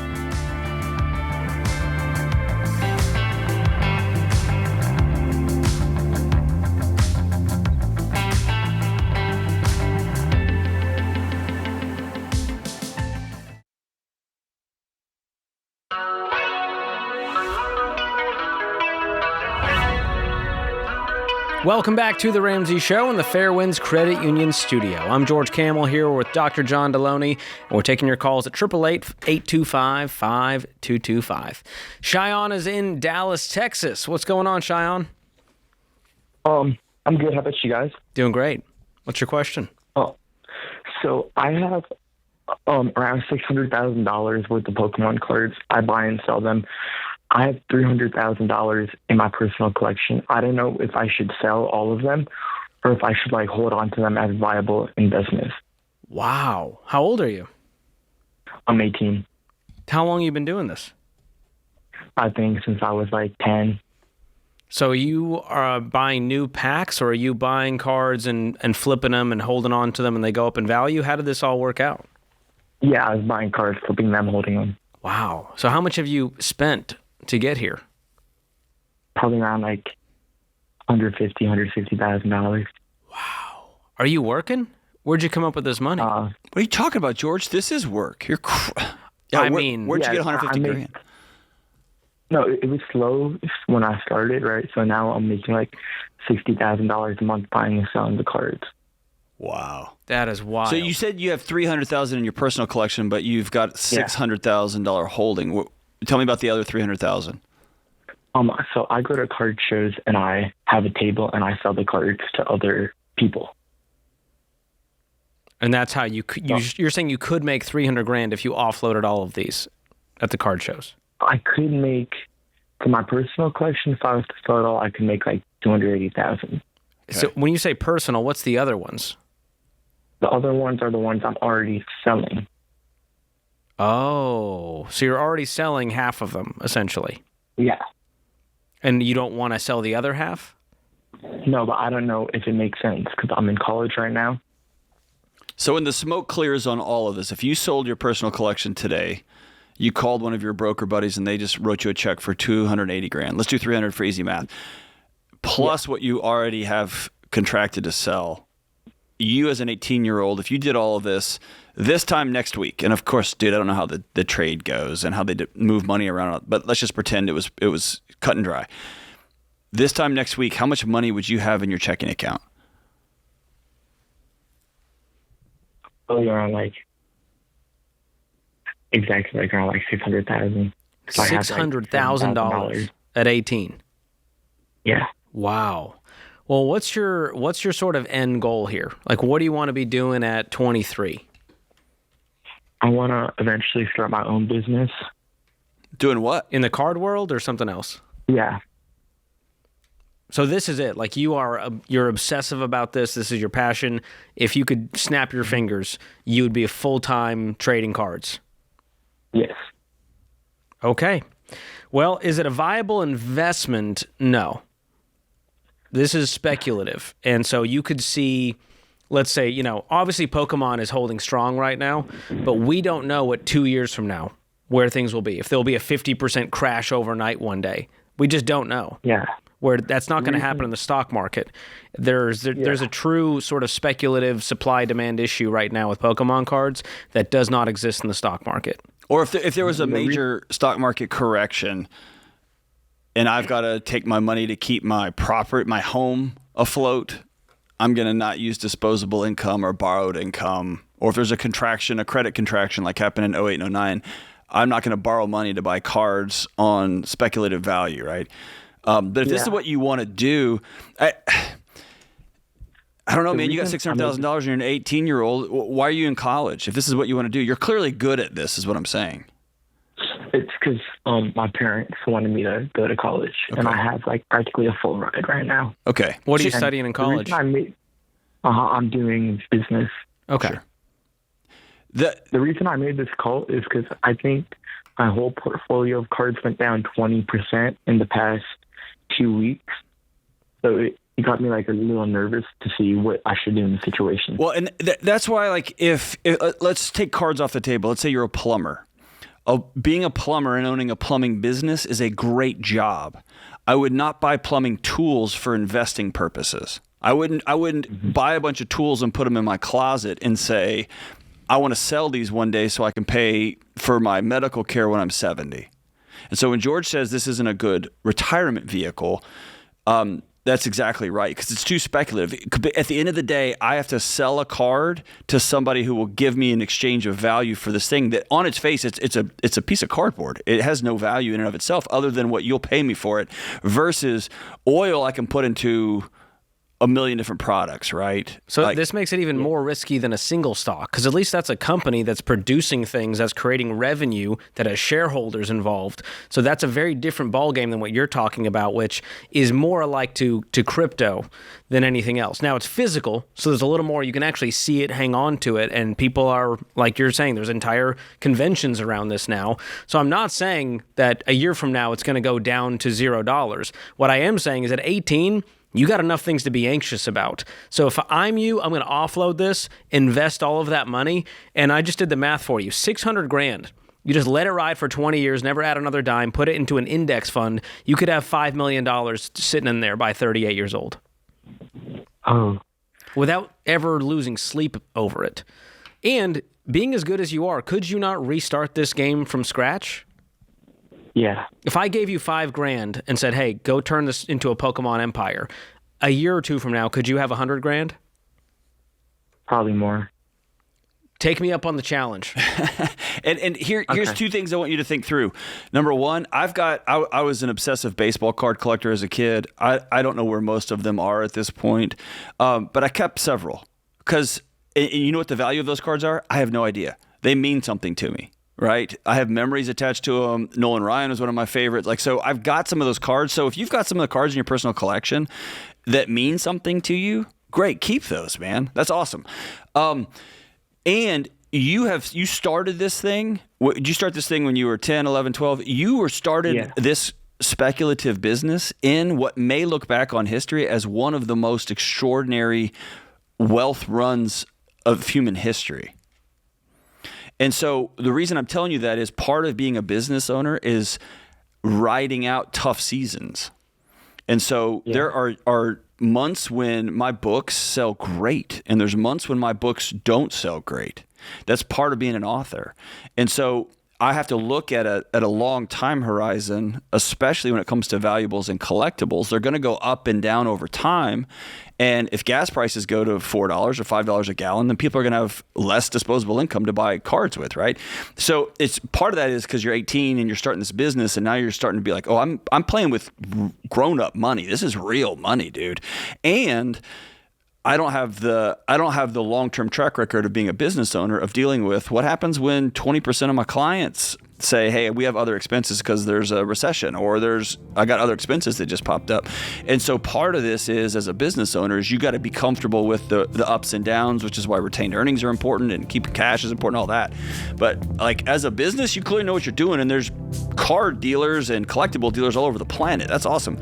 But yeah, I would not use this for a retirement vehicle. Collectibles, no matter what it is, cards, coins, sneakers, it can be fun, but it is not Beanie a Babies. substitute for real investments. Correct. Where there's no cash flow here, there's no diversification, and that's leaving you exposed, and you're starting to feel a little bit of that anxiety. And for that reason, keep it up as a hobby, keep making money while you can, but I would not have so much stock in this.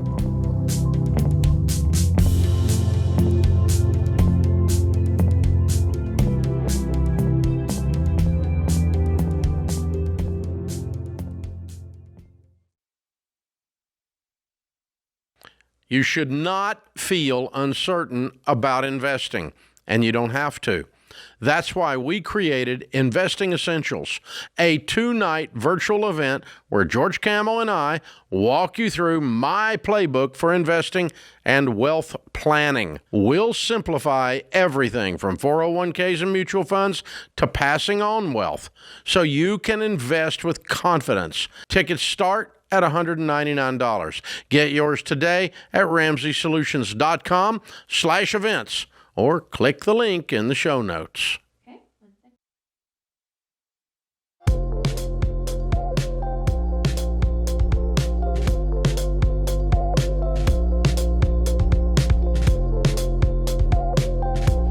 Katie is in Idaho Falls up next. Katie, welcome to the Ramsey Show. Hi. Hey, how can John and I help? So I'm kind of in this spot because my husband and I have been looking for about a year and a half to buy a home, but we've been renting for the last 5 years, and our rent has went from when we first got married, it was $1,200, and now we're sitting at $1,500.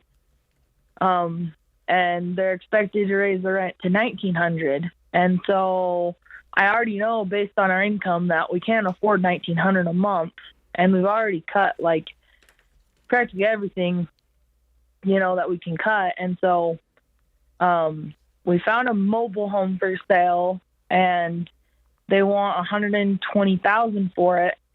And I just don't know if that's a good idea or not, because every house that we've looked into, an investor's either bought in it and right before we've gone into contract, or we only got pre-approved for $200,000, and that's we don't want to spend $200,000 because then we're shooting ourselves in the foot, because that means you're paying $19 or $2,000 a month, and we can't afford that. What do you guys make a month? We make about roughly $2,500. What do y'all do for a living? We're in the tree industry. Tell me about it. So we do line clearing, and my husband works a long hours, and then I stay home and kind of take care of all the things that need to be taken care of at home for the finances and the home kind of stuff. So collectively, both of you working in this business, you guys make about $30,000 a year, and he's working 50, 60-hour weeks? So he works a 4-10 schedule with overtime as well. So sometimes it's 50 hours and sometimes it's 48 hours a week. And then we do a lot of side jobs because we've been trying really hard to get our business going, but we've been having a hard time because in Idaho there is so many tree companies, and so everybody all goes and bids out together, and so it makes it difficult. Katie, let me say this. I want you to hear me say this stinks, because your husband is a guy who's working his butt off, you're working your butt off, and y'all are really working hard towards a thing, to build a thing, this business. And so I want you to hear me say that stinks, because the story that you and I were told growing up is, if you find the thing that you like to do and you find the thing that you're good at and you work really hard at it, the rest of your life will just work out. Yep. And so you and I got a bad story. Okay. Yep. And so hear me say, I I want to applaud your husband's hustle. If he was here, I'd give him a hug, man, because I love to hear young men who are out there crushing it and trying and working, not scared of hard work, that will do anything, anytime, working on weekends. I love that. And I love to hear a supportive spouse who's trying to co-build this business with him. I love it. The reality you'll have in front of you. We work 7 days a week. Yeah, so yeah. It's like, hold on. you know, The reality y'all have in front of you is you could both go get a job at Starbucks and y'all be making more money per year. And so the dream y'all have is a good dream. It's just not working out financially. Y'all have a math problem. And so at some point you'll have to decide, we're going to be folks who love the idea of this business. We like being with 500 other tree companies, all competing, all driving the cost of tree services down into the basement. We love that, and there's really not a way for us to distinguish ourselves. So that means we love this enough. Like if you're a songwriter or you're a stand-up comic, we love this thing so much that we're willing to have this other life, which is we have to change apartments every 6 months because when the rent goes up, we can't afford it. We got to go somewhere else. Or y'all have to look in the mirror and say, we gave it our best shot. We are hard workers. Let's take our work ethic and our dreams and our desires and put them in another direction that's going to reward us more financially. Because y'all have a math problem in front of you. So it's technically 2 incomes because he does this like Friday through Sunday, his own business. No, then he works for a power company. But those jobs aren't making y'all enough money to live. But that's still $2,500 a month total between everything? No, like we have side stuff every now and then. Like we'll go into a job and it'll be like one job for 2 hours. But every now and then is not consistent income. So we can't count that. We need stable, consistent income. So the problem truly is not rent. Yes, it stinks that they're moving the rents. The problem is your income hasn't moved in 5 years and you guys are on the poverty level. But our income when we first started this job, we were making about $13 an hour. And now we're at $21 an hour. I know, but you're not hearing what we're saying, Katie. Like, when you see all the progress and how you've moved, that's awesome. You're still running into a math problem every month. And inflation over the last 5 years. But we're not in debt. So that's great. But y'all are about to not have a place to live because y'all can't afford $1,900 to $100 a month rent. And if you go buy a manufactured home, here's what happens. The loan payment stays the same while the value of that home starts tanking, which means you're probably underwater on this thing within 6 months trying to sell it to somebody who probably doesn't exist. Because they're just going to go out and buy a new home if they want one. You're going to have a $120,000 payment on something worth $60,000. My question is because we keep looking at this mobile home. We've been looking at it for a while, and then there was another house that had land with it, and we were really excited about it. And it was only $175,000. And when we went and we met with the officer, the lender, whatever you want to call it, he had said, "Oh, you get pre-approved for $200,000, but you don't have to use it all." And I was like, "Oh, okay," because I didn't really understand all that stuff. So when I asked him, I was like, "So what's the better, what's the better thing you could do?" And then looking into the mobile home, it was like, "Oh, well, that's only $1,025, but you get a whole acre of land with it." I'm just telling you, please don't buy a mobile home. It would be like buying a truck with a payment of $1,000 a month, thinking it was a good idea. And the truck will go down in value over time. And you're going to have a real hard time selling it. And you guys can't afford a $150,000 home. How much do you have in savings? I have about, between all of our savings, we have about $17,000. Great. So we're going to call that your emergency fund. Well, I also have an emergency fund of $3,000. $3,000? Yeah. Okay, you guys need way more than that for your emergency fund. At least $10,000 minimum is your emergency fund. If you want to beyond that, start saving for the down payment, that's great. But like you said in the beginning, hey, we're trying to cut. We can't cut any further. You're right. The other lever we need to start pulling now is making more because you can't spend much less than you are. And that's where you guys need to reevaluate this business, reevaluate the jobs, reevaluate where you live. If there's not a lot keeping you here, can you move to an area that is cheaper to live with a better job that is more stable. And here's the reality. Your husband is one chainsaw swing away from hurting his back and being out for 3 months. Like there's a risk reward to these jobs, and y'all need a big emergency fund. He is one stepping off sideways off the back of a log and twisting his ankle, and he can't go up for 3 weeks, and y'all lose all that income. Like, so it's a very precarious. And so I hope you hear me and George. This is serious. Y'all are in a precarious situation right here. So that $20,000, that's your emergency fund. Never touch that. And now y'all are saving up. And even if you guys both were making $20 an hour, 40 hours a week, that's over $80,000 a year. That's a huge pay raise if you guys can separate this business out and go, we're both going to go our separate ways and get our own jobs making over $20 an hour. That would change your life and give you the margin to start stacking cash to buy a traditional single-family home versus a manufactured home. And that's the problem. A manufactured home rarely goes up in value. In fact, it doesn't. The land may go up in value, which makes you think this was a good deal, but you're still stuck underwater on this thing. So please, please, please, we're begging you not to do this. It is not the solution.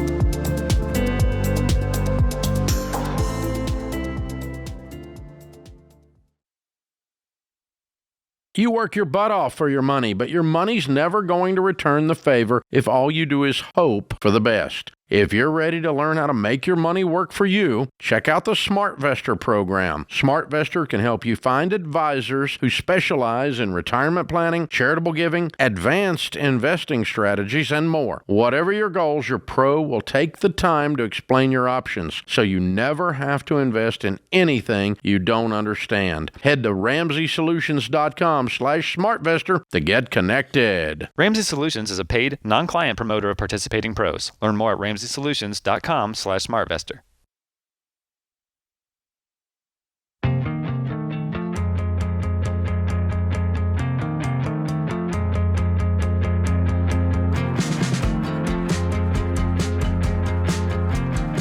Buying or selling your home is high stakes because one bad deal could cost you tens of thousands of dollars.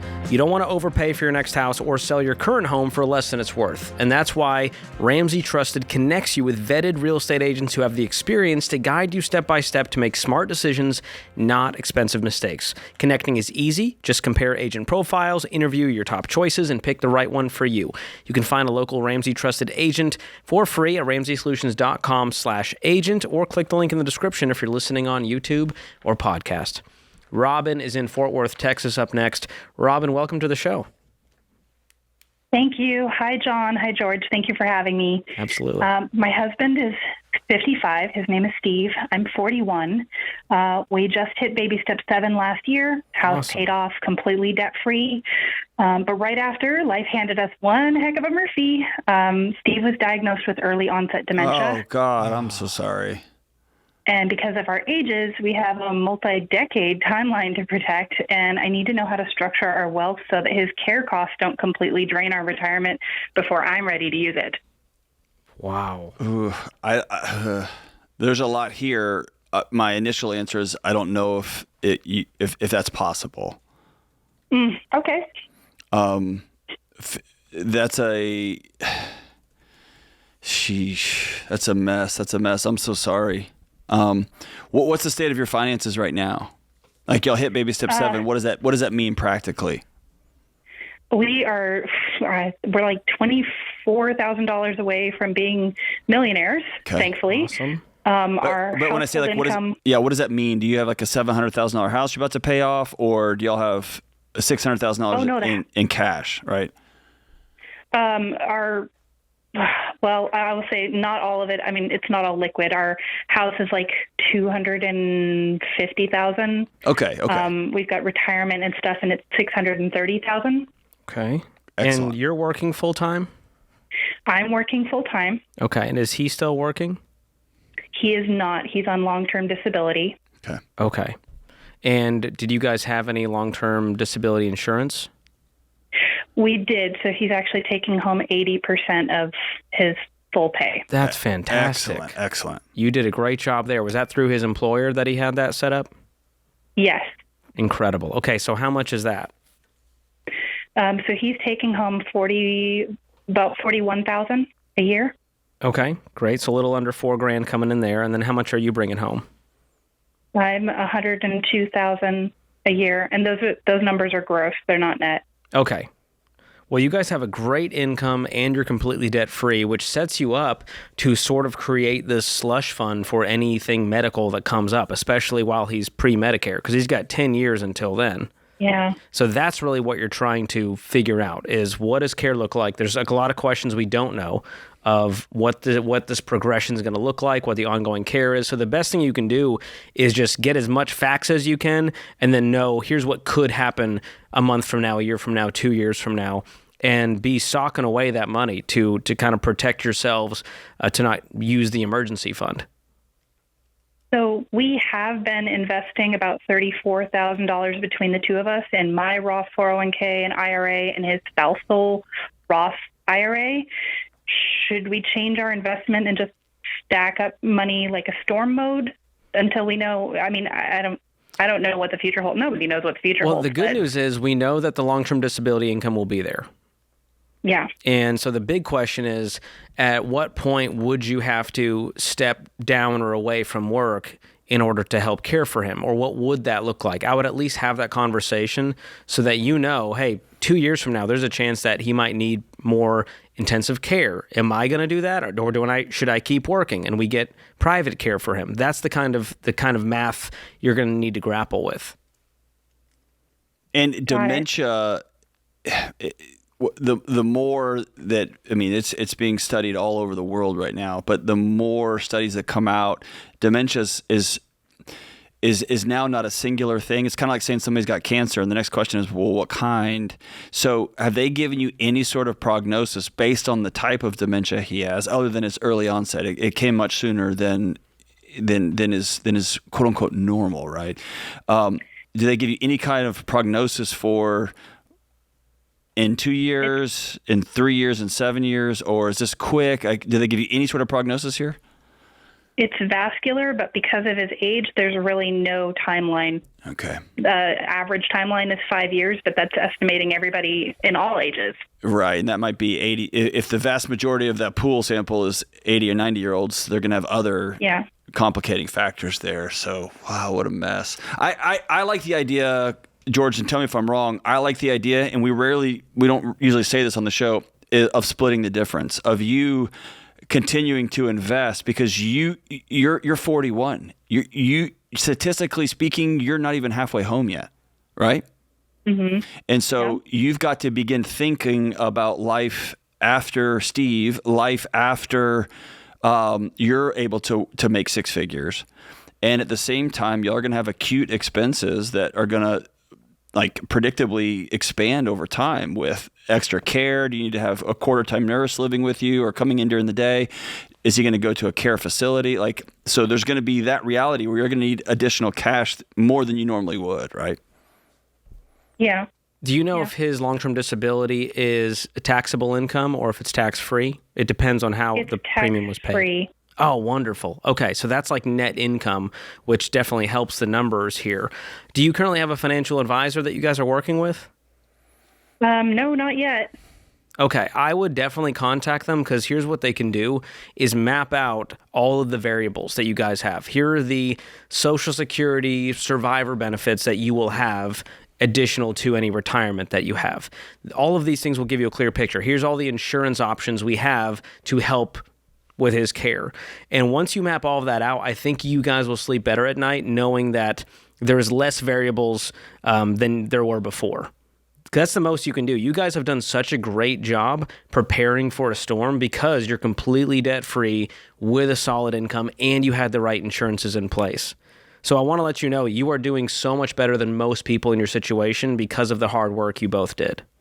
And Robin, can I recommend, how recent is this diagnosis? It's just a little over a year. I mean, the diagnosis is this month, but it's been a year. Okay. We've been waiting for a year for it. I would recommend you getting with a group in your local community. They're in Fort Worth, they're in the Dallas area, where you can go once a week, once every 2 weeks, and sit with a group of spouses who are going through the same thing. You're going to need people who speak your same language, and y'all can just look at each other and know, you know what I mean? But one of the beyond the finances, what I want you to do is to, and this is going to sound nutty, but you can only provide care for him with what you have. And so it's going to sound counterintuitive, but I want you to be in service to yourself first so that you can be of service to him and to what comes next. Meaning, I want you to have a group of people that you can talk to. I want you to be serious about your physical health and your emotional health and your relationships so that he can anchor into you in this upcoming season, whether it's 2 years, whether it's 5 years or beyond, because it's gonna be a journey. And if you don't have any water left in your pitcher, you're gonna have no way to fill his glass up. Do you get what I'm saying? I do. Yeah, blessings to you, man. I hate this for you. I hate this for him. I hate this for your whole family. Thank you so much, both of you. I appreciate your guidance. Check out a SmartVestor Pro there in the DFW area. I know there's quite a few of them, and they'll sit down with you, and with the heart of a teacher, they'll walk you through. And you're going to have to become a scholar in this stuff because you're going to be doing it on your own. And by the way, if you haven't moved all the accounts in your name, if you don't have power of attorney, medical power of attorney, financial power of attorney, all those things, you're going to be a sole decision maker on all of this moving forward. So getting some people in your corner that can give you good wisdom and counsel is going to be really important for you. Yeah. But to answer your question, I would keep investing your 15%. Anything beyond that starts to go into this sort of care fund and probably a high yield savings account for now, and just stack it up and stack it up and stack it up so that we don't burn the emergency fund or our nest egg along the way. But we're hoping for the best for you guys.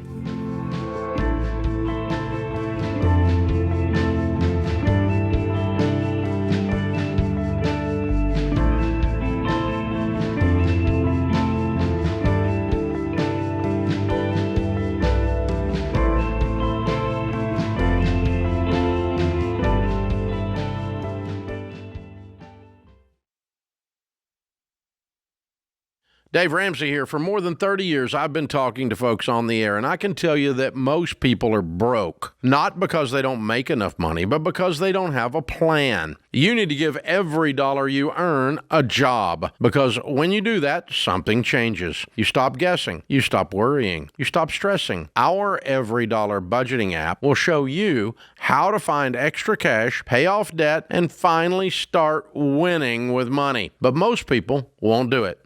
They'll keep living paycheck to paycheck, keep hoping things will change without making a change. It's time to say enough is enough. It's time to take control of your money. It's time to start your Every Dollar budget for free today. Go download it in the App Store or Google Play.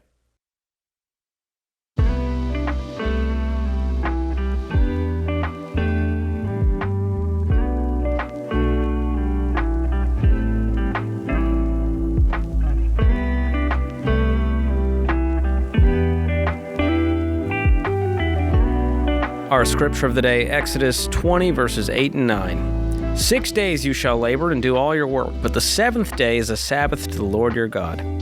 Serena Williams said, "Don't let anyone work harder than you do." You hear that, John? You've already failed. I've been carrying the load today. Carrying it, man. All right, Manny is in Chicago up next. What's going on, Manny? Hey, guys. Thanks for taking my call. I'll try to give a quick summary before I ask the question. I will note that my plumber did give me an update earlier today, so maybe your answer will change. I'm 27. I just recently bought a home. I do have 3 young kids and a stay-at-home wife, and I'm expecting my 4th child within the next 2 weeks. Party. Give or take some time. And since I got into the home, I did have a savings account that dwindled down a little bit just from some small repairs, like a HVAC system that needed to be repaired for $3,000, and then small things around the house. Within the last month, my sewage drain, I think, has a crack in it. Oh, no. Caused my entire home to smell like sewage, and now I have, drain flies pretty much throughout my home. So What'd your plumber say? I had 2 different plumbers come just to get 2 different opinions and quotes. One of them said it is a drain pipe that does have a crack. The house that I got was a remodel. Everything was pretty much new, including most of the above ground plumbing, but the sewage stuff was all the original pipe work. And he said he needed to get a camera scope in there, and he did see where it was, and it was under parts of the foundation, under the ground. Are you on a slab? Yeah, so where the pipe is cracked, it's part of a slab. Yeah. Or it might be right next to it or underneath it. But the main thing is that because I'm having like drain flies and all these small issues that come along with this, I do have a previous employer's 401k that's about $23,000. I'm in baby step 2. My only debt is my wife's van. It's about $14,000. My actual savings is about $2,500, and I have $2,000 for a sinking fund for my personal car that may go, God knows when, and then $1,000 emergency fund. The only other option that I would have to fund it, if I don't use the 401k, would try to be to finance it or use money from my in-laws, and I'd pay them back with little to no interest. But I just wanted to get your guys' opinion because I know it's shunned upon to take from your 401k, even though I'm not putting anything in there now. Yeah, let me ask you a few questions about the work. Did anytime I've ever had plumbing snaked, they show me the pictures. Have you seen the cracks? Not yet. Okay. I'm gonna have the second plumber. So that's what the first one told me. The second plumber is gonna. The main issue is that what they told me today when I was cutting my grass yesterday, I did see a puddle of water on one of the corners of my house, and my father-in-law came and he helped dig up some of that corner to kind of see what it was, and it ended up being like pretty much poop and stuff backing up and flowing up. So as far as like the urgency goes, I do want to try to get it done just because I'm going to have a newborn. Oh, of course. Dude, you got 2 guys with kids. We get it. And you got storm on storm on storm right now. Yeah. Here's what I want you to think through. If they come out and they say, yeah, it's cracked, and we have to dig up your entire yard from the street to your foundation and completely redo this whole thing. It's old cast iron. It's old. It's rotted through. It's iron. It's useless. There could be, we can drill a hole in it and completely pump it out for $600, and that will get you 2 months or 3 months. And then we'll come out here and pump it again, and that'll get you 3 more months. And so the temptation is, and I totally get it, dude. Both George and I, like we both get it, is I want to just do all this right now. I need to get it all fixed right this second, whatever. But I always want you to remember, generally in these kind of situations, unless your house is falling over, there's step 1, the perfect option. There's step 2, there's step 3, there's step 4. Yeah. And so what do I have to do to limp along while I'm still gathering and saving money so I can do this whole thing right? So it's basically what gets us by versus what gets it completely fixed. Right. Yeah. So since I'm not on a septic tank, I'm on my city line. I'm in like the suburbs of Chicago. Sure. Based on what they find when it's dug up, how would you guys go about it then as far as Well, I mean, there's going to be multiple stages. If 2 guys come and give you the same issue, if they both snake it and they're both like, yeah, brother, your pipe all the way to the street is screwed up, I'm going to want to call the city and see if they have any investment in this thing too. Is part of this line theirs? I'm also going to because then you start phase 2, which is, all right, how much is it going to cost for you to fix it? And how much is it going to cost for you to fix it? And I'm going to call 4 other companies out here to see what they would charge. And I'm going to do my due diligence to see how I can get this thing, not the cheapest, but how I can get it done with the most reputable company done the right way for the best price. Okay. Because they did, the plumber that saw the issue today did say not to use like any of the washers, dryers, shower, anything, just because of the fact that poop was coming up from that little corner and the drain was busted. Yeah. I'm just waiting to get an actual visual on the pipe. And is there somewhere you guys can go temporarily? Yeah, so my in-laws extended their hand for us to stay there for a couple of days. Wonderful. I would definitely do that. I'd call the city too and have them a city sewage inspector come out and look at it and see, because if it may be backed all the way down the middle of your street for half a block, This and the could be their city's got problem. work to do. Yeah. And I would also contact your homeowner's insurance. Have you done that? No, I did. I do have a warranty, but they won't cover it, so I didn't think to contact Why my won't homeowner's insurance. the new home that you just bought? Why won't the warranty cover that? The company said they don't cover any type of like sewage plumbing, only like above ground, which didn't make any sense to me. Here's your homework. Go find every piece of documentation for that warranty. Go pull up your declarations for your homeowner's insurance. Upload it to AI and see if there's a way that this can be covered, because your insurance company might say, no, we don't cover that. You might find that you appeal it and go, nope, they're going to cover it now. And they might then cover your displacement to go rent a home somewhere while it gets fixed. And so I don't want you to feel like there's only one option right now. I'm going to fight this thing to offload it as much as I can. It's a part-time job, and if you think of a part-time job that you might earn $10,000, you'd probably take that part-time job. This is the same thing. You may save yourself $10,000. What did that first plumber quote you to dig up the whole line from your house to the street? He said depending. Well, the line is under like 6 feet of dirt, and it's in a crawl space under my basement or under my home in my basement. He said it could be at $6,000 to $10,000, just depending on how much line is cracked and how far down he has to dig. Okay. So if you think about it, give yourself that exercise too. What does life look like? The numbers you just gave me for your car fund and for this, you've got $6,000 in your pocket right now. Yeah, between your sinking fund, your savings, and that car repair fund, you got a good $5,500. So within a month, you could have $6,000. And so you might not be in as bad shape as you think. What's the car loan is $14,000. What is that van worth? It's probably worth about the same, about 14, 15. Okay. It's a 2018 Honda Odyssey. And you got 4 kids, so you need a van. Yeah. I get that. But I was wondering if it's worth $30,000 and you guys can downgrade in van for now. That could solve some problems too. But I definitely would not touch that retirement account. I know it's tempting because it feels like old money in your old coat pocket. But man, that's like taking a loan at 35% interest with the penalties and taxes you're going to pay on that money. So it is not worth it. And if you just leave that money alone to grow for the next 30 years, it's really a 6-figure mistake you're making. Okay, so can I talk to you just dad to dad real quick, husband to husband? Yeah. I promise you this will pass. And it feels like it's all happening. You're having a new kid on the way. You got in-laws like saying you can come live with us. You've got a car that might die. It all feels like it's happening. Let's laser beam on the plumbing issue and get this thing cleaned up. And let's celebrate this new kid coming, and let's do everything we can to scratch and claw and pay for cash on this deal. And worst case, if the in-laws want to be generous and help you guys cover this for now, go for it. Remember, there's ultimately only one way to financial peace, and that's to walk daily with the Prince of Peace, Christ Jesus.